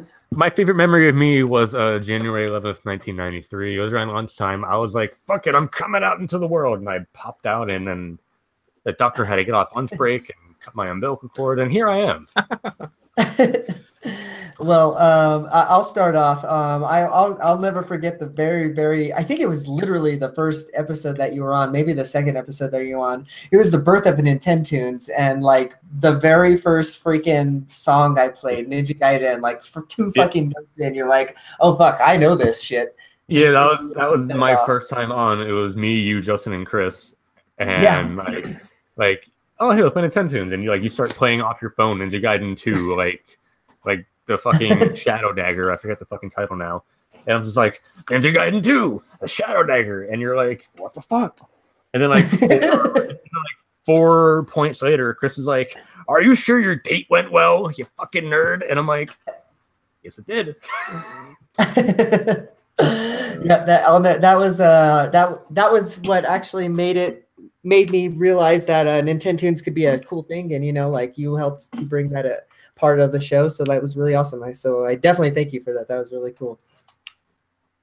Aw. Well, I guess I'll go next. Don't all pile in at once, guys. So, for me, my favorite Mike story is Mike reaching out on Twitter looking for somebody to do a Pokemon show with him, and I'm like, yeah, what the hell? I'll do it. Because, I mean, without Mike, I wouldn't be here. So, just him getting me on the show and, being so patient with me as I learned what the fuck I'm doing, as you guys are all still doing. So. Yeah, none of We're us still know. trying to get you to get another Nintendo's win, although you do have a few under your belt. Yeah, like a couple. You can count them on So, one yeah. hand. I guess I got like 3 of them, honestly. And now he has two. Sorry, my audio's all screwed up. I keep on getting lag with you guys, so I don't know when you're talking about. I piggyback off of Steve's because editing the Pokemon episode was a great joy for me. I couldn't care less about Pokemon the way you guys do, but there was just so much passion, and like to hear Mike rattle off all this like completely useless information, but in a very matter-of-fact way, like he always does. Yeah, that actually made it fun to edit. Plus, he got a couple of jabs in at me that I put in the stinger at the end. So, I also my other 2 favorites. It's hard for me because Mike and I have been doing this longer than you two guys have been. So there's so much more for me to draw from. But the other two things that I thought of were when we were all playing Breath of the Wild together, and how Mike was always like write the answer to whatever question I had or thing I was banging my head against the wall on. And the moment when Eugene finally decided he was going to stop bleeping Mike and just make this an explicit joke. God, I forgot that I used to fucking put Pikachu's over every F word. That was a nightmare. We used to all censor ourselves for a while, and then Mike joined, and we're like, fuck it, let's just curse. Gee, Mike, you bore so many changes. All right. Well, Lucas, you want to jump in there? All right. Well, I reread the question multiple times, and despite Justin's tasteful joke, it does not say that my memory has to be from Infendo. So No, I am it's choosing. clean. I am choosing the first interaction I had with Mike, which I know I've told this story before on the show, but if you're a newer listener, maybe you haven't heard it yet. Miiverse was a thing. And we were playing the only game that existed at the time, which was Nintendo Land? I guess that's what it was called. Nintendo Land, yep. And I had posted like my stats or something. And this guy that I didn't know comes out of nowhere with this asshole comment like, gee, you post your stats and you don't even have anything good on there. Way to go, dude. And I was like, oh, wow, that's funny. You're a funny person. And like ever since then, we've been doing the thing. So I guess that was see, it started most with Nolan. people would take that as a fuck you, and you're like, hey, he's kind of cool.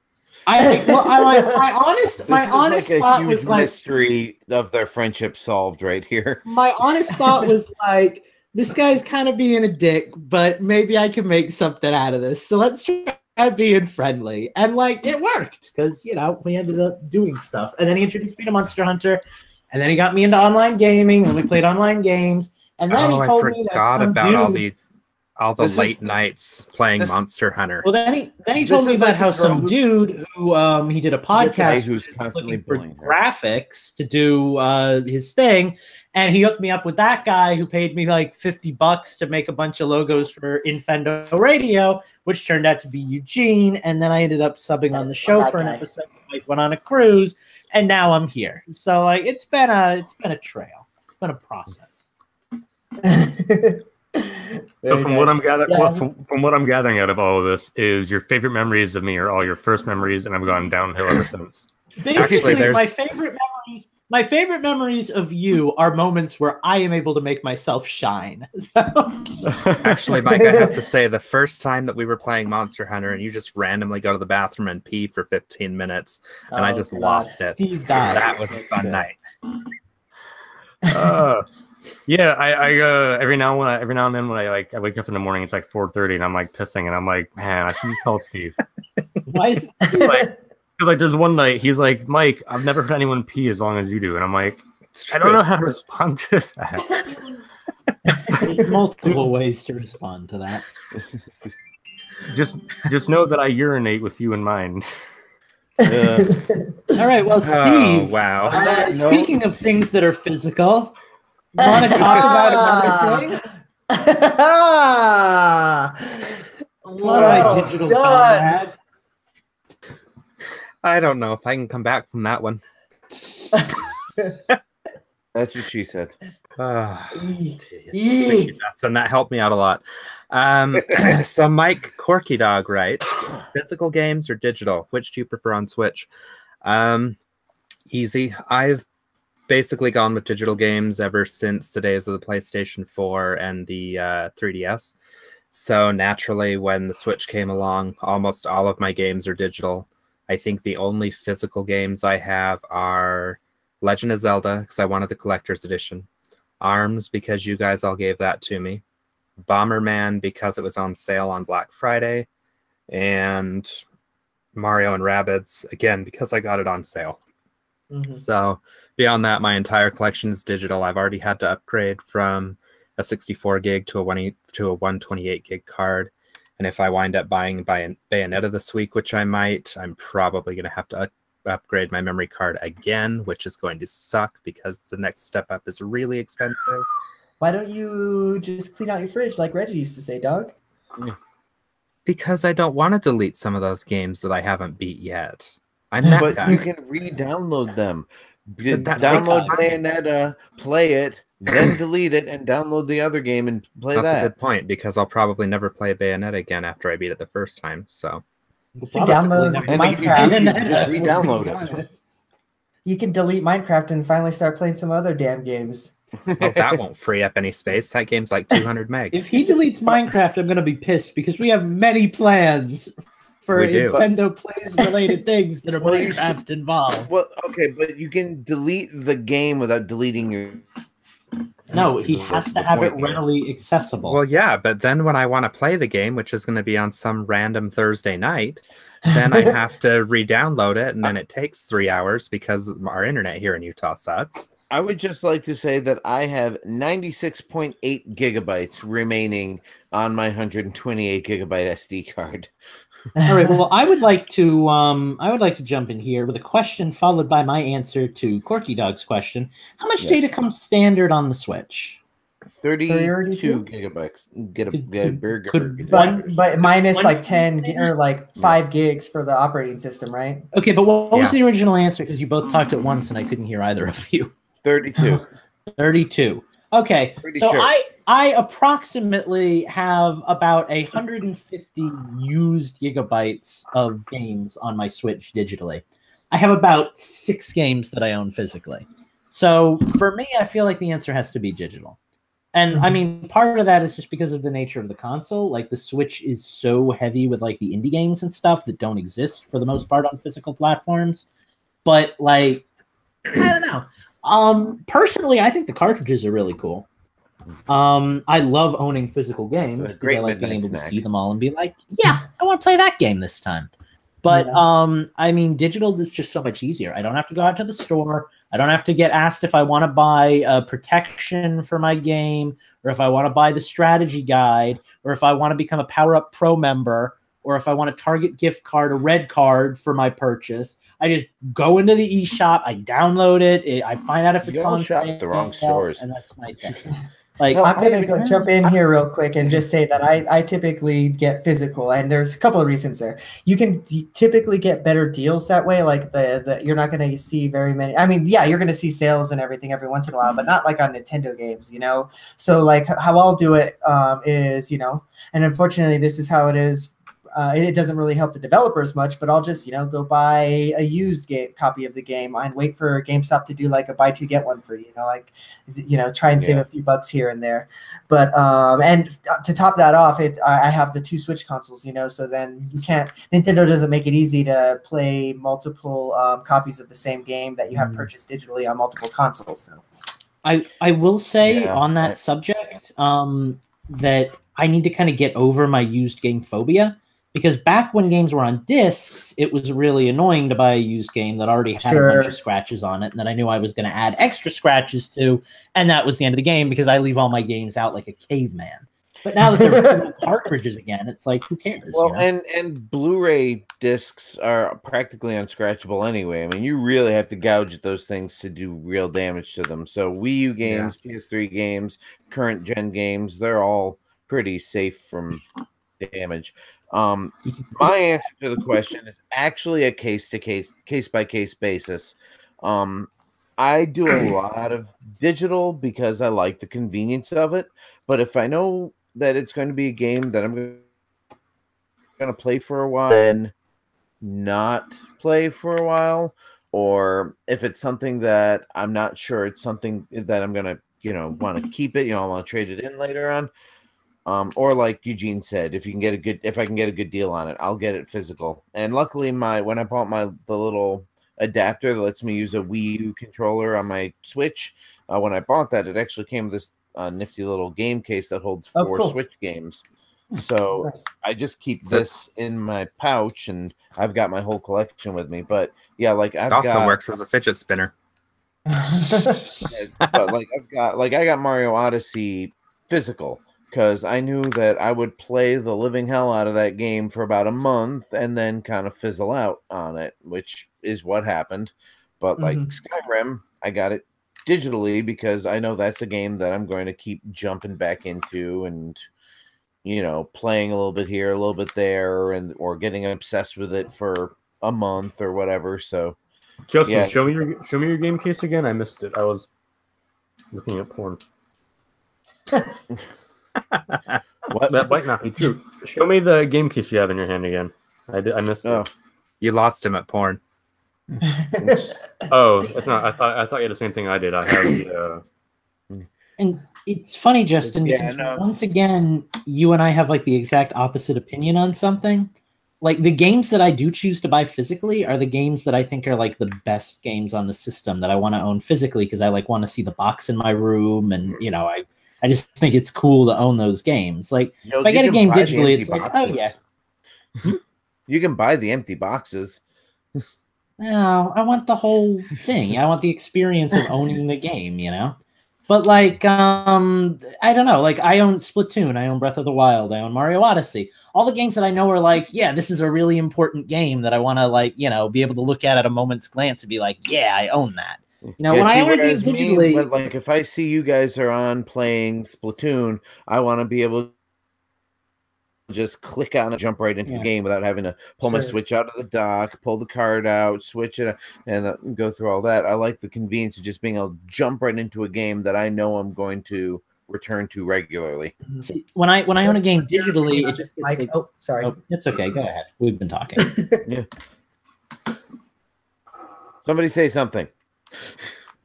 What? What's your opinion on Mike. the topic here, Mike?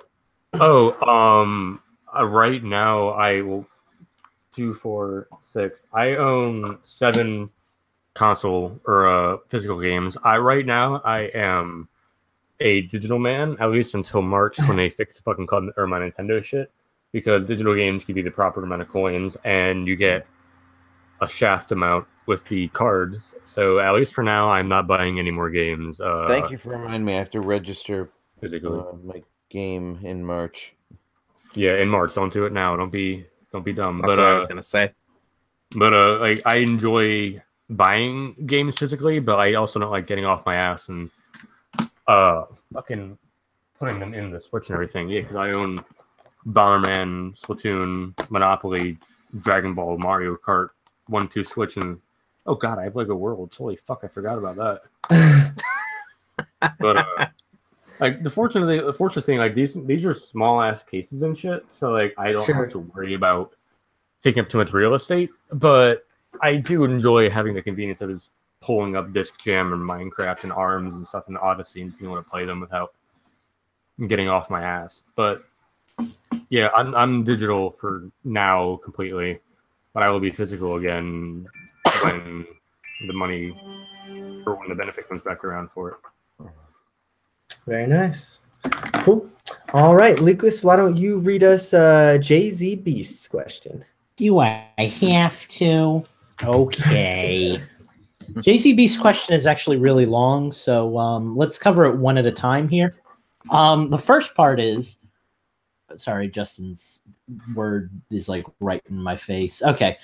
When you guys move in our like note-taking thing, the name goes like right over the words and I can't see them. With the rumors about Metroid Prime 4, yeah, just like that, Eugene. Okay, you're gonna have to edit all this out, but with the rumors about Metroid Prime 4 having online multiplayer, what would you guys like to see in an online Metroid game? Co-op, competitive, horde modes, death matches, etc. Honestly, like Metroid is such a solitary experience for me that like short of maybe co-op, kind of like a Metroid Prime Hunters thing, but like with co-op instead of competitive, I can't really think of a reason I'd even want it to have online multiplayer.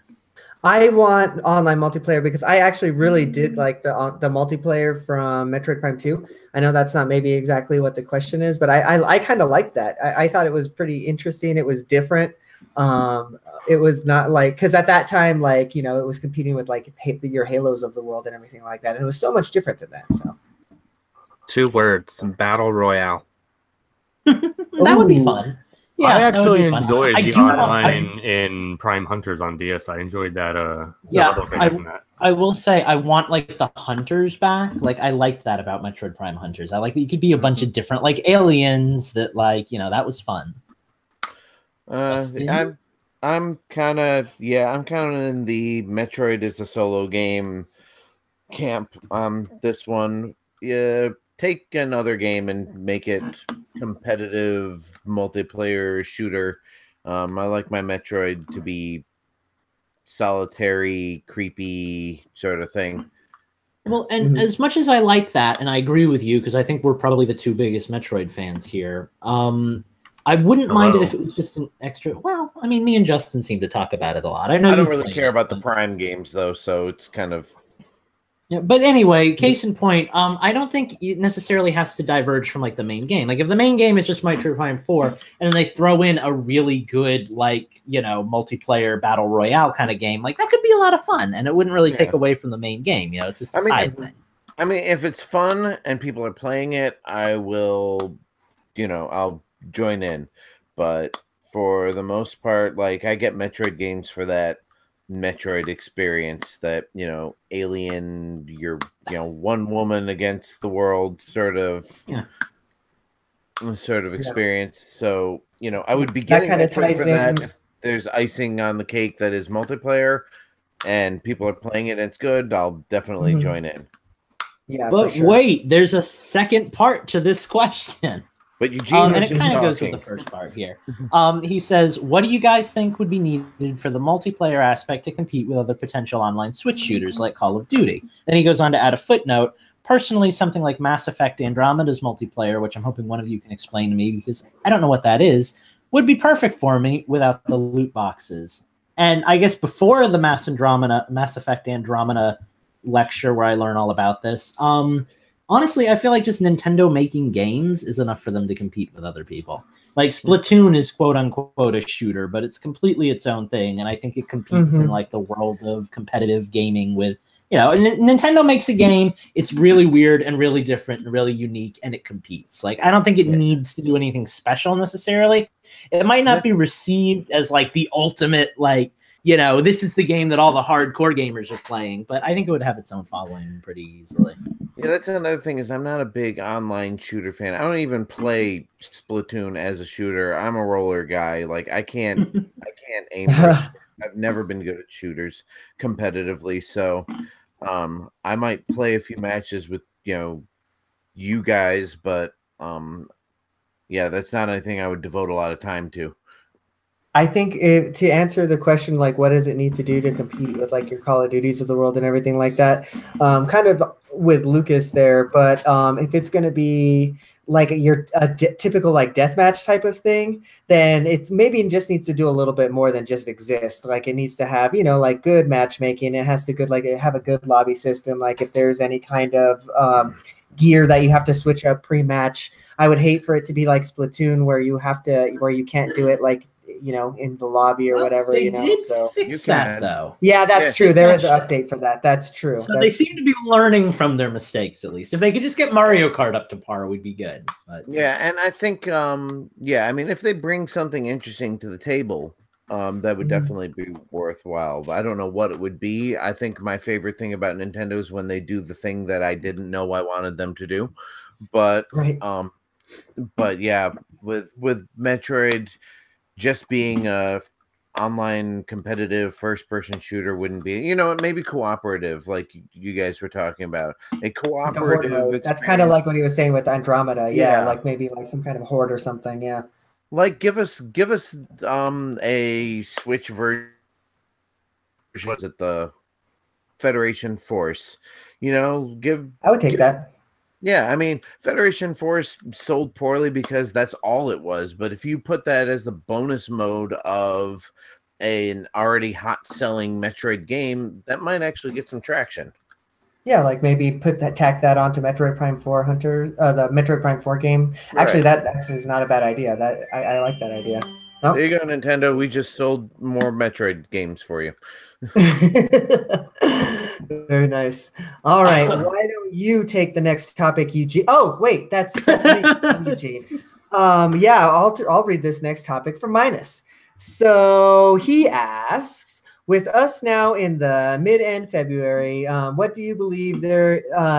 Wait, do you believe there is any hope left for a follow-up for the Nintendo Direct from the mini one we had mid-January, or do you believe we will just sit and wait until E3?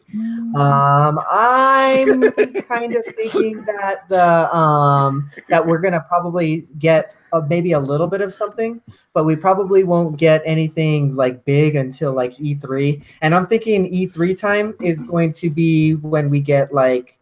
Honestly, I expect the Prime announcement to be during E3. I think that like if that's going to come at all, it's going to be coming during E3, and they're either going to say that okay, you can download it right now, or it's going to be available here shortly, like in September or something like that. You know, like ready to kick off the online multiplayer, or I'm sorry, the new online service that they were about to drop. Mike and Justin, do you have anything you'd like to contribute? I feel like he's already made his contribution. So. No, I was gonna say that I've been someone who's been saying that we're not gonna get another Direct in January. Everyone thought we were gonna get a big one because we got a mini one, and we're gonna get someone soon before spring. And I'm like, I think we're just gonna wait till E3. I think maybe mid-May, just for like, hey, here's some shit we don't want to waste time with on E3, and like here's some small like indie stuff or whatever. But like, I think we're done until E3 on all the big news coming out.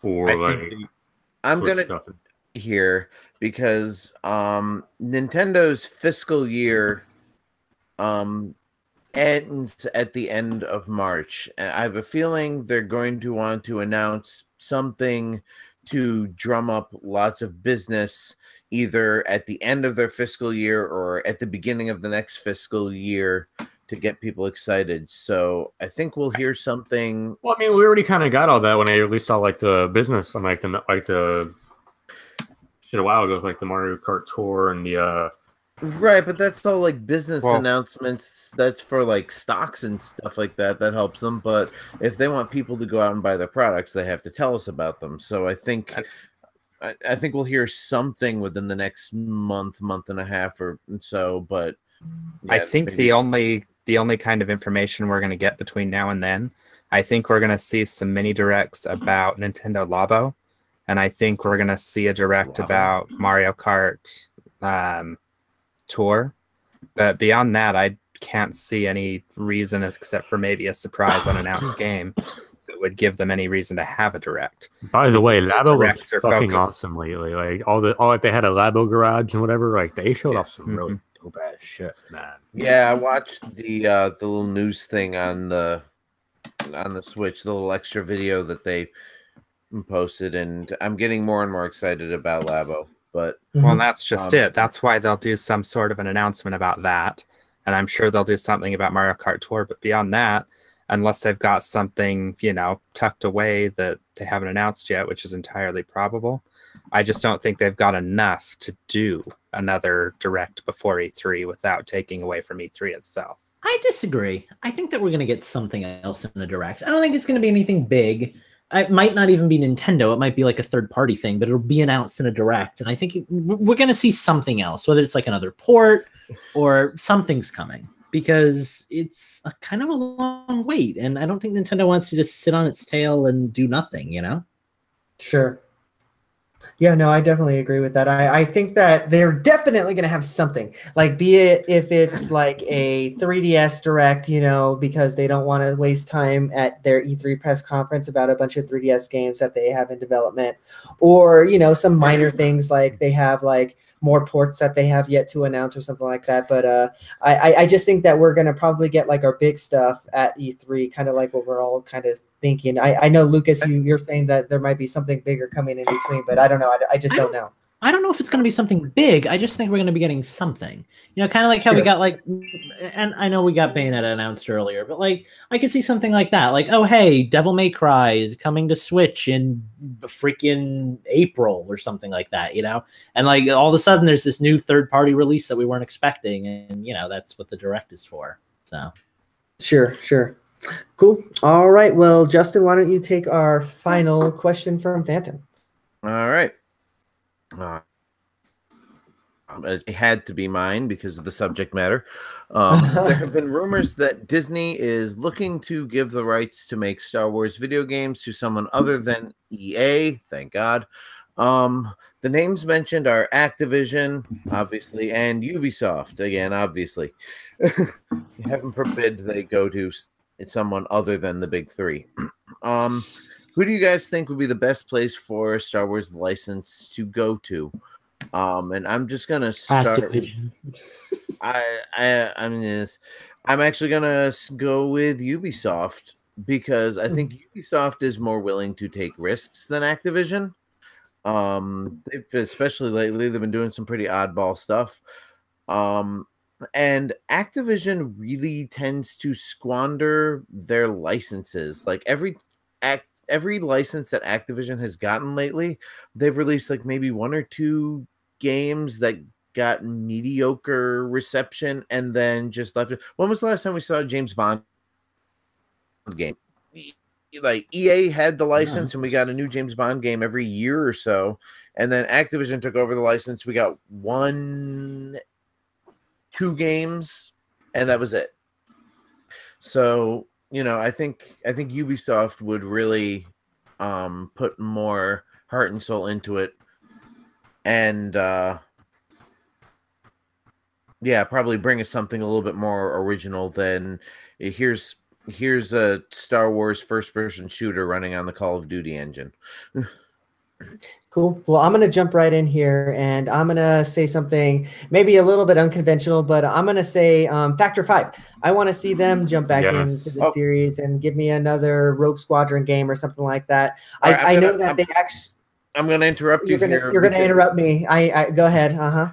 Well, because either of these publishers getting the rights doesn't preclude Factor 5 being hired as a developer. So all right, well, I'm saying Factor 5 is who I want to develop the goddamn games. That's what I want. All right, I'm with you. I want them to play. I want to play another Rogue Squadron type game. I know that they actually had a. I think it was an IGN interview that I listened to or something like that. But anyways, that was so awesome. They actually had a Rogue Squadron game that was completed for the Wii, like complete with like lightsaber combat and everything like that, but it got canceled. It was unreleased. And that was actually part of the reason why they ended up closing shop. They don't really make games any longer. But give it to Factor 5. Let's get another Rogue Squadron. Can I jump on the Eugene bandwagon? Not with the same company, but I never really got into Rogue Squadron. I got into Knights of the Old Republic, and I know that was EA, but the second big developer for that was BioWare, and I would like to see BioWare if I can't. You stole my developer. BioWare and Pandemic. When I think of Pandemic. The reason I said Pandemic's out of business too, though. The reason I said Activision is just because when I think of Star Wars, I think of games that came out during like the GameCube era. And when I think of games that came out during the GameCube era, I think of Activision. And when I think of Ubisoft, I think of a company that's really busy and doesn't really know how to use their own IPs very well right now. But that being besides the point, if I can go outside, I'm on BioWare because they do good stuff and they make good RPGs. And I want to play KOTOR 3 really bad. BioWare is owned by EA, and there are EAs micro subsidize. I don't know. I want the only thing that would get me to play a Star Wars game, I think, short of some like really horrible, like I'm Han Solo DDR game, would be freaking Knights of the Old Republic 3. Because that was like the one star. Well, I like Rogue Squadron too, but Knights of the Old Republic, that was like my jam. So that's what I want. Awesome. Or sorry, Steve. You're fine. Who did Skyrim? Bethesda. Give it to Bethesda and give me like a Mass Effect / Skyrim style Knights of the Old Republic 3 that's like more open world kind of stuff. I even take that. I just want some Star Wars RPG because like that's how I do. Okay, Steve. Okay, so here's the deal. I was gonna say BioWare because my first thought was Sonic Chronicles: The Dark Brotherhood told an amazing story, and I want a really good story. I know, Eugene. Sorry, but I want a really good story out of my Star Wars games, right? We almost made it a whole fucking show about Sonic. However, then Lucas said, God, who was it? Bethesda. I want a Skyrim style Star Wars game. Yes. That is it. I want a Skyrim styled Star Wars game. Be really Open fun, world, wouldn't do it? what you want. Okay. You can be a bounty hunter, you can be a Jedi, you can be a Sith. I know there's a class in there I'm missing, but I can't think of it. That's what I want. I think you guys are kind of missing the. Oh, we lost Lucas's visuals again. Okay, Keep that's okay. going. Well, you say it's the best place for the Star I'm Wars distracted. license to go I'm to. What's wrong with the best place for a Star Wars license to go to with Bethesda? Well, no, I'm just is Bethesda. All right, I kind of lost my train of thought here. I mean, we're kind of confusing the difference between like publishers and developers here, because like you said, BioWare would it'd be great to get another Knights of the Old Republic game. Not that I ever cared about those games anyway, but I know they were really popular. Christ, but yeah, then you're looking at EA keeping the license, and that's what we're trying to get out of.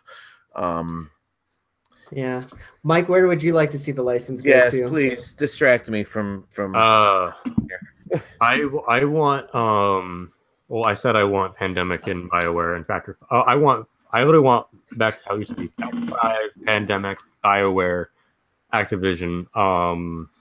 Fucking.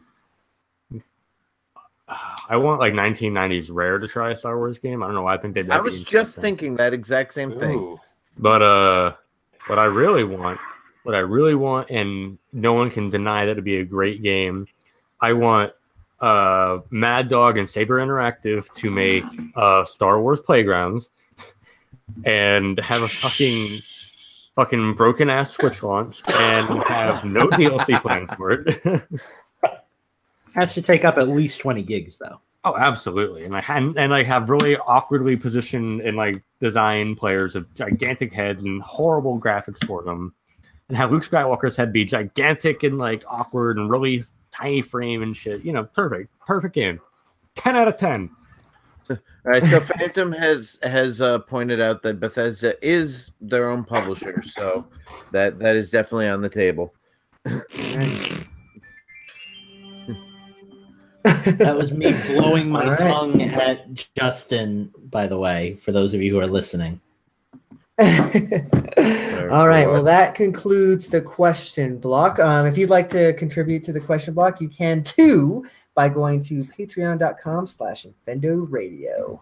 All right. Well, I guess that takes us into our final segment, which is the Change the System. I'm going to start on this one because I haven't really been playing a lot of games, but I did play one game I wanted to talk about. And that one was I did get to play some just Puyo Puyo Tetris. I haven't played that game in a long time, but we ended up playing that. I think we were just like laying in bed one night. We just decided to play Tetris, and yeah, it's still fun. It's still Tetris. Still not that great at it, but yeah, that's pretty much all I've been playing. So, why don't one of y'all take it on away into what you guys have been playing? Looking at you here. Not all at once, though. I was going to go last, but since nobody else is talking, well, I played a little bit of Splatoon with you guys and our listeners. That played a little bit of pre Splatfest to get my shirt leveled up, and then played maybe about a half-hour Splatfest before I, started to fall asleep. But and you were on the right team. Good man. Yes, well, like they said, somebody in the lobby said, "Love didn't buy you your Switch." Yes, it did. You guys love me so much that you bought me a Switch. That was a great tweet, by the way. But let's see. I picked up Golf Story while it was on sale because I loved me some Game Boy Color Mario Golf, and this looked like it would scratch. Good job. That game is good. Yeah, I haven't actually delved into the story, but I played like one round of the golf, and the mechanics on it are pretty solid. I got a hole in one on my first game. I also got a somewhere in my first game too. So, but Justin gets a hole in one and wins the game. Yeah, the gameplay is great, perfect. Oh, well, I'm not reviewing the game right now. I've only put in like about a half hour of it, but I can definitely see myself enjoying this in small chunks. I obviously played a little bit of Skyrim. I picked up it. Funny that we were actually talking about this earlier. I picked up Pokken Tournament DX. I have not played it yet, but I had some money in my GameStop membership points, and so I cashed some of those in and traded in my Wii U version. So I'll have something to talk about with that next week.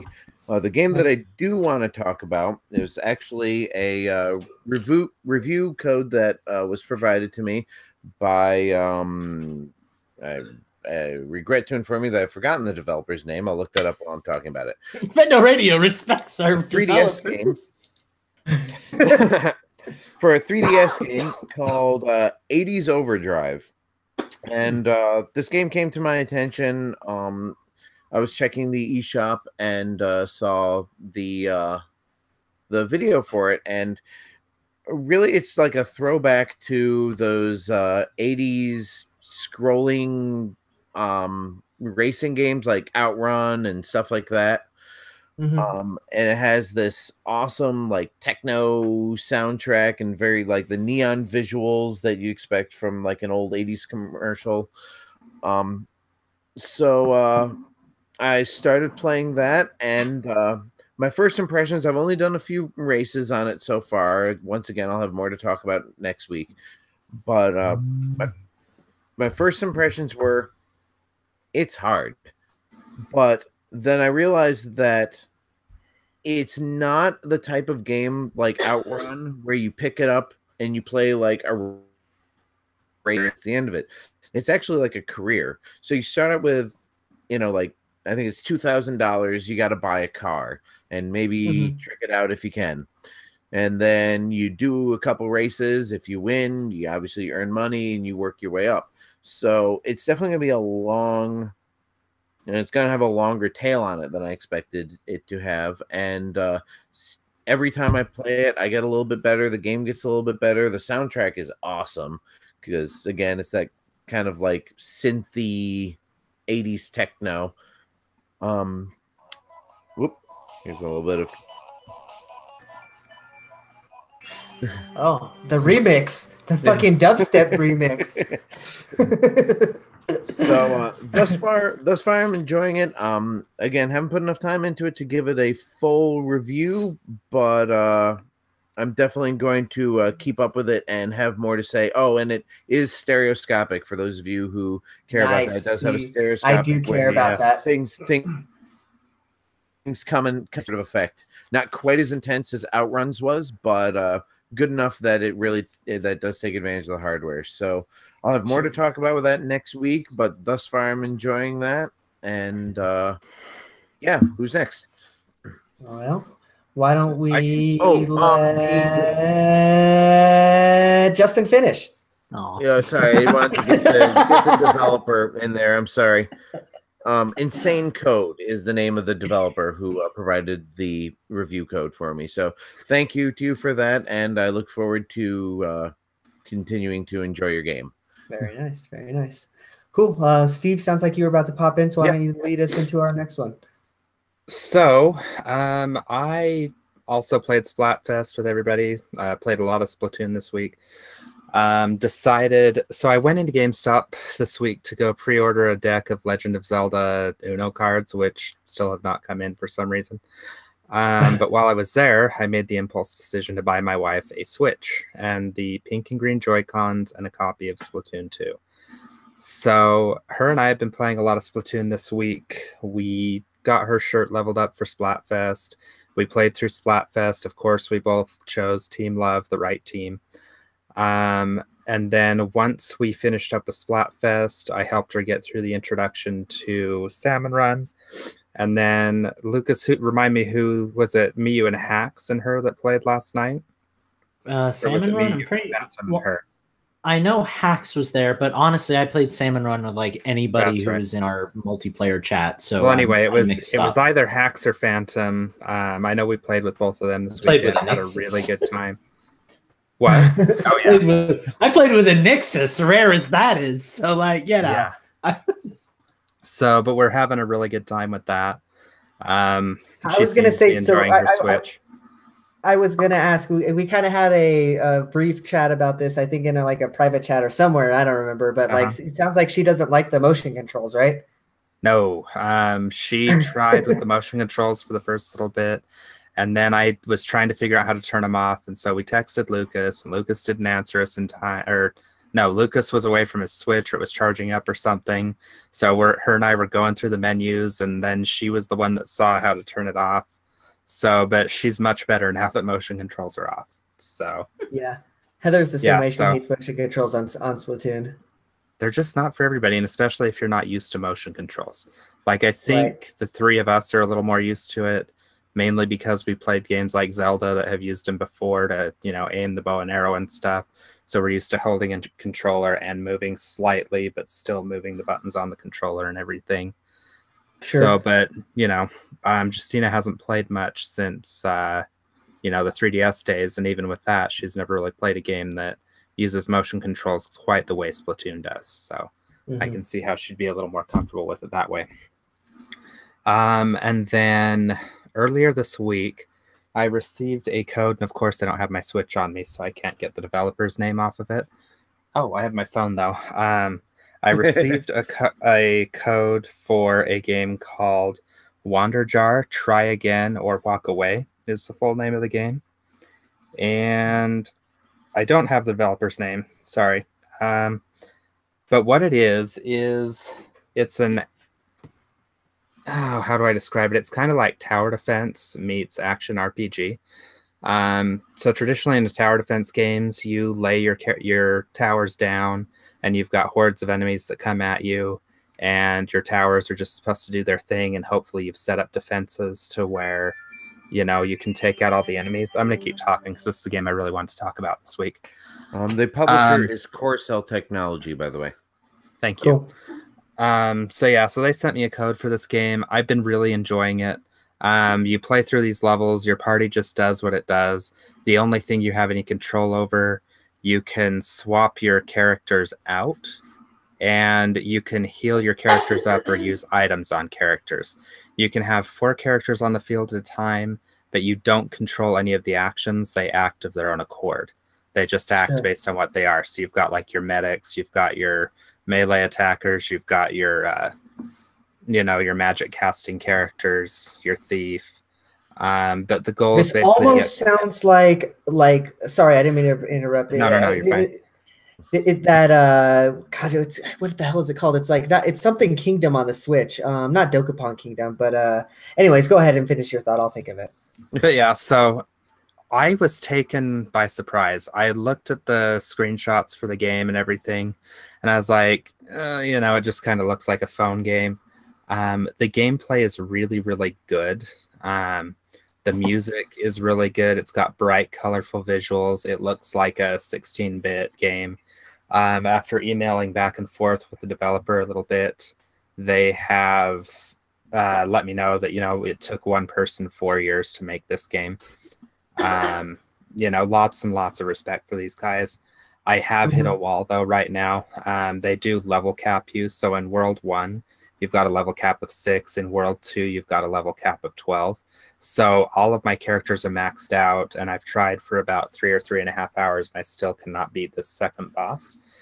So hopefully, you know, I can get through that boss. If not, I'm not sure I'm going to be able to finish the game. So other than the level cap, my only other grief about the game is you cannot use the Pro Controller. So I haven't actually tried it in docked mode to see if you can play the game in docked mode. You can play it with touch controls, but it's not required. So I was a little surprised that you can't use the Pro Controller with it. But other than that, it's a really, really good game. So, Awesome. And that's everything I've been playing this week. Cool. Well, Mike, why don't you take us away into what you've been playing this week? Oh, he's alive. Hi. I was awake. I have been playing. What have I played this week? Fuck. Started playing Pokemon Ultra Sun again, like today. 'Cause I wanted to get up to my buddy who was in the hospital is playing Pokemon. Not a lot of that. Not a lot to update on. Somebody's coughing very feminine-like in the background. It's distracting. Sorry about that. Yeah, we all know Justin coughs in a feminine manner. But I've been playing a little bit of Disc Jam. That has been my kick today. I'm getting better. Really haven't played much else. I've been busy with school and shit. A little bit of Monster Hunter stories. A little bit of Dragon Ball. Oh, that's a good one. I like Dragon Ball.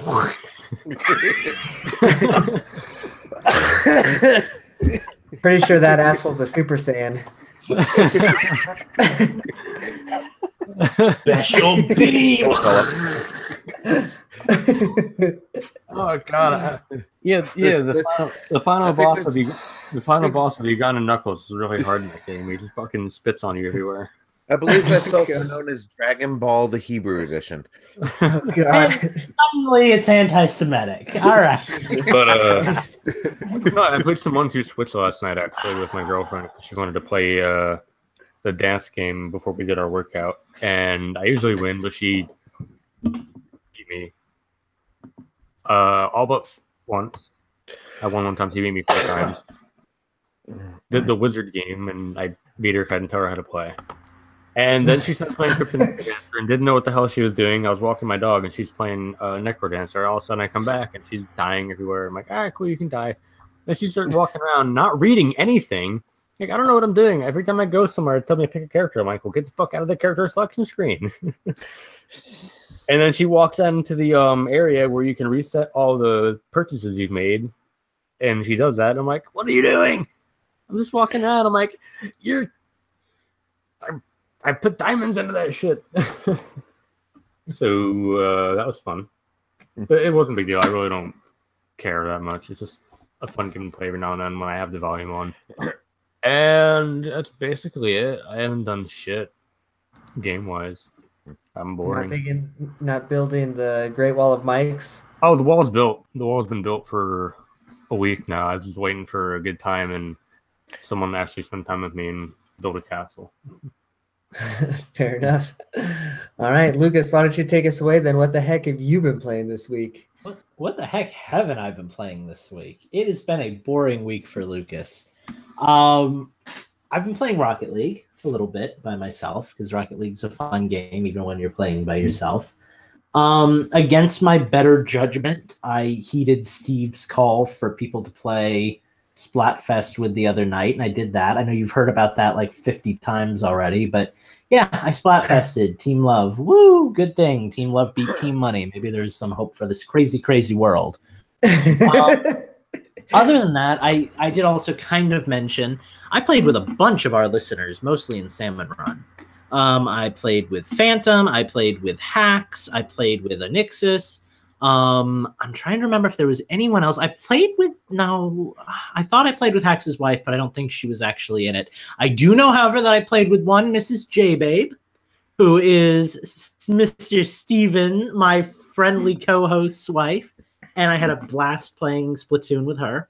I don't usually get to play video games with girls, so it was really fun. Yeah, it was a very rare occasion. It actually, like real talk for a second before I get into my main stuff here, it actually brought back some good memories because when I was in college, most of my friends were girls and they could not game. Like they sucked at video games, but we had games that we played together. We always played New Super Mario Bros. We like to play Mario Kart, Mario Party, and for some reason, Call of Duty Modern Warfare 2. Those were like our go-to games. So it brought back good memories because I don't know, gaming with girls is different, especially like the stereotype, like non-gamer girl, you know, where they just like, they don't know what they're doing, but they're having fun anyway. Like it's nice. Sometimes it's nice to just be playing with people who like enjoy the game instead of like hardcore male or female gamers who are like, you know, crazy into it. But she started kicking butt. I was proud. Yeah. I think there's a future for Mrs. Gentis in the world of. Yeah, she'll do very well in Splatoon. I can't wait to see what weapon she latches onto because that's like choosing your same. wand in Harry Potter. Same here. But wand I also want chooses to you. say the wand. Yeah, okay, fine. But Okay, you can't wait to see what weapon chooses her then.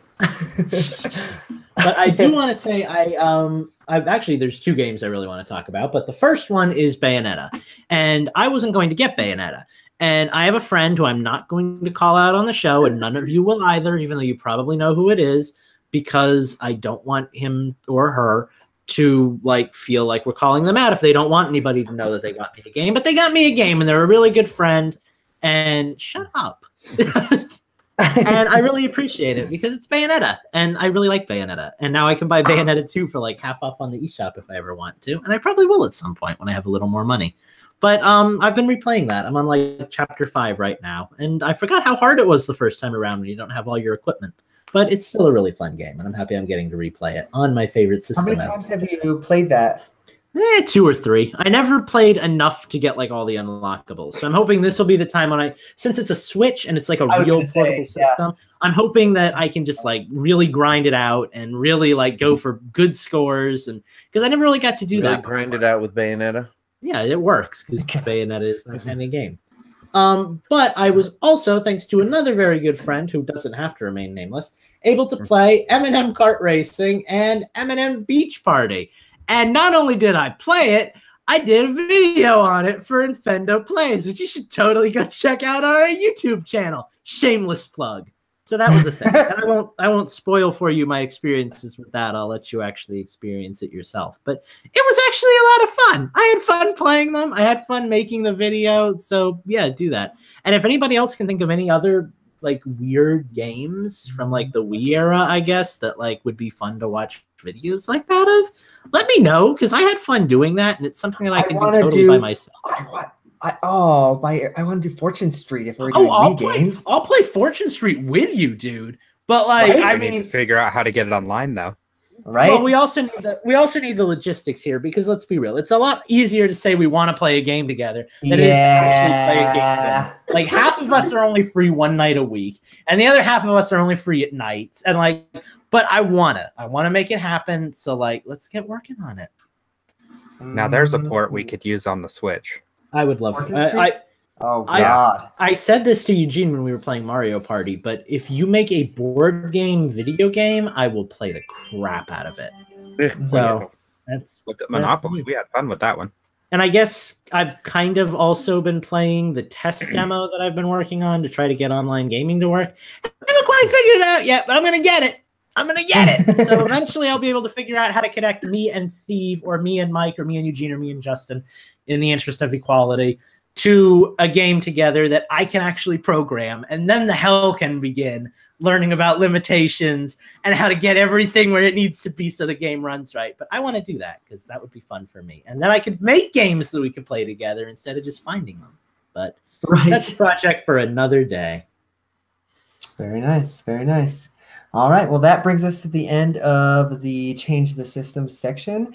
But before we go, we want to definitely make sure to give a big shout out to the person who's bringing this show to you tonight, our executive producer, Hax Life. He is our executive producer again for the month of February. So much love to you, buddy. We really appreciate it. Thank you so much.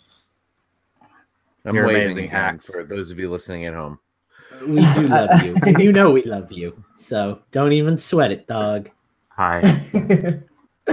Very nice. Very nice. All right. Well, we are going to end the show, but it was a good one. I'm still making it. We're over here in Colorado. I didn't drop my Wi-Fi. I was really worried about that. So we made it this far, guys. So here we are. Oh. All right, but before we get out of here, I just wanted to plug a few things. Make sure that you go and check out our Patreon page where we have a really cool amiibo contest for the month. All you have to do is kick us $1 for the month, and it will be you'll be entered for a chance to win 3 amiibos. So that's going to be patreon.com/InfendoRadio. All right, Mike, where can we find you this week on the internet? You can't. You literally can't. Okay, perfect. Steve, where can we find you on this week on the internet? You can find me at Gentis1 on Twitter. Lucas and I are planning an Infendo Plays where I will actually be a part of it, not talking halfway to myself. So that'll be a good time. And you can check out my YouTube channel, which is on my pinned tweet. I will probably be streaming some Crash on there pretty soon. Ooh. Crash. Oh, on from the PlayStation. Okay, I was From the like, what PS4, Crash yeah. is This it? is a Yeah, we're a Nintendo Nintendo podcast. Right? Crash might be coming to Switch, bitches. Wait, didn't Crash like kidnap somebody from Nintendo in some video years ago? Yeah, it was like a VHS. They were outside of the Nintendo. We don't talk thing. about that guy around here.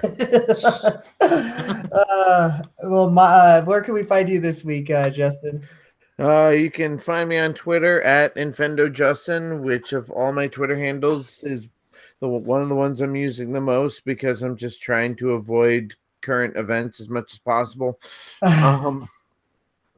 Those of you who do follow me on Facebook understand why. I'm not even gonna bother plug my Disney page right now because I'm so burnt out from the trip and everybody in the house being sick that I haven't even uploaded any of my photos, written any of my blogs or anything like that. So I don't know, look if you want to, but you're not gonna find anything worthwhile. We'll talk more about that later. Fair enough. All right, Lucas, where can we find you this week? Well, if you haven't heard it enough already, go on our YouTube and watch Infendo Plays because it's become like my baby, and I want you to watch it. Watch them all; they're great. And I want to make more, so that's the thing. If you're not into Let's Plays and you just want to stalk me, you can follow me on. Let's go with Patreon. Patreon.com/ShoeAdventure, which is where I post updates on my game. I haven't posted anything in a while. That's because I've been a little busy, but like this next 12 days is going to be like kicking my butt into overdrive to like work my butt off on this game. So I'm hoping that my other job will stay as liberal and free as it's been, and I'll only go in like one day a week so I can really spam out content because I'm starting to feel the inspiration. I was talking to a friend the other day, and he was talking about what he likes in video games, and I was like, that's what I need in my game. So like that's the goal now. Quality content, folks. Short of that, I guess my regular Twitter is Mike_DA_parrot. My like fancy game design Twitter that also hasn't seen any action for the same reason as the Patreon is LucasPiece_, which I might have to change at some point. I'm using that because if I ever actually get something out there, I don't want to make like a stupid fake team name because that doesn't make any sense. And I'm thinking just using my first and middle name sounds, nice, which is why I'm going with Lucas Peace. But like, I don't know, if I could find like maybe like at Hugh Adventure, something that doesn't seem campy, I'll go with that. But anyway, you don't want to hear all about this. You just want to follow me on Twitter and Patreon and YouTube. Do that. But what's wrong with Team Lucas? Shoot, I'm Team Jacob, so anyways, we are going to get out of here, but not until you follow my ass on Twitter, because you can follow me at Infendo Eugene. You can follow everything that Infendo is doing at Infendo on Twitter, and you can also read up on all the articles that are going up. We actually have a bunch this week from some listeners. Speaking of hacks, he actually had an article go up this week about Celeste, so that was really cool to see. We had our good buddy Mustard Brown Cow China something, whatever the hell his name is. He's wrote up an article as well. So like, there's a bunch of good stuff going up there. Go check it out. All right, guys. It's been a week. We are gonna get out of here. Until next time. Catch you later. Peace. Bye. I think I fell asleep a half hour ago. I'm owning it. God. Infendo Radio, where 2 out of 5 of the co-hosts are literally unconscious. Ay. That was fun. Boy. And throat keeps throating. That's the rope. That's what she said. Thank you, Steve. What up, Hex? What up? Eugene, can I ask you something really Y'all have cryptic? made Because I want an an edit too, update by the on way, it, so- and I'm too Yes. lazy to ask it. I'm going to ask it very cryptically, so nobody who's not supposed to know about it won't know about it. I want to talk about something, and I want us to be able to all talk about something, but we can't talk about something until we're all ready to talk about something. So when can we talk about that something? Also, Yeah, can we talk I about just this asked while him we're about still that. live? Yeah, Homeboy is in One at a Toronto time. right now, so as soon as I get he's busy basically. So yeah, Ow. As soon as he Homeboy gets home, then we can talk about something. Okay. Talk about it, talk about it, talk about it, talk Hopefully about before it. I have to leave because I want to talk about it too. Hopefully. You'll still be Oh, able to talk about it. Is this that thing that you? Yes, Oh, yes, really? Justin, it is, Justin. No The more thing, talking. Justin, the thing that we're on live on our YouTube feed right now that you don't want to hear about. Kill the feed. Kill the feed. Yeah. Bye, everybody. I almost made like a really obvious reference to it, and like I would have hated myself for it. So I'm glad I didn't. All right, well, we are going to end the broadcast, so why don't we say goodbye to everybody who may be listening to us tonight or on the archived feed. Catch y'all later. Bye-bye.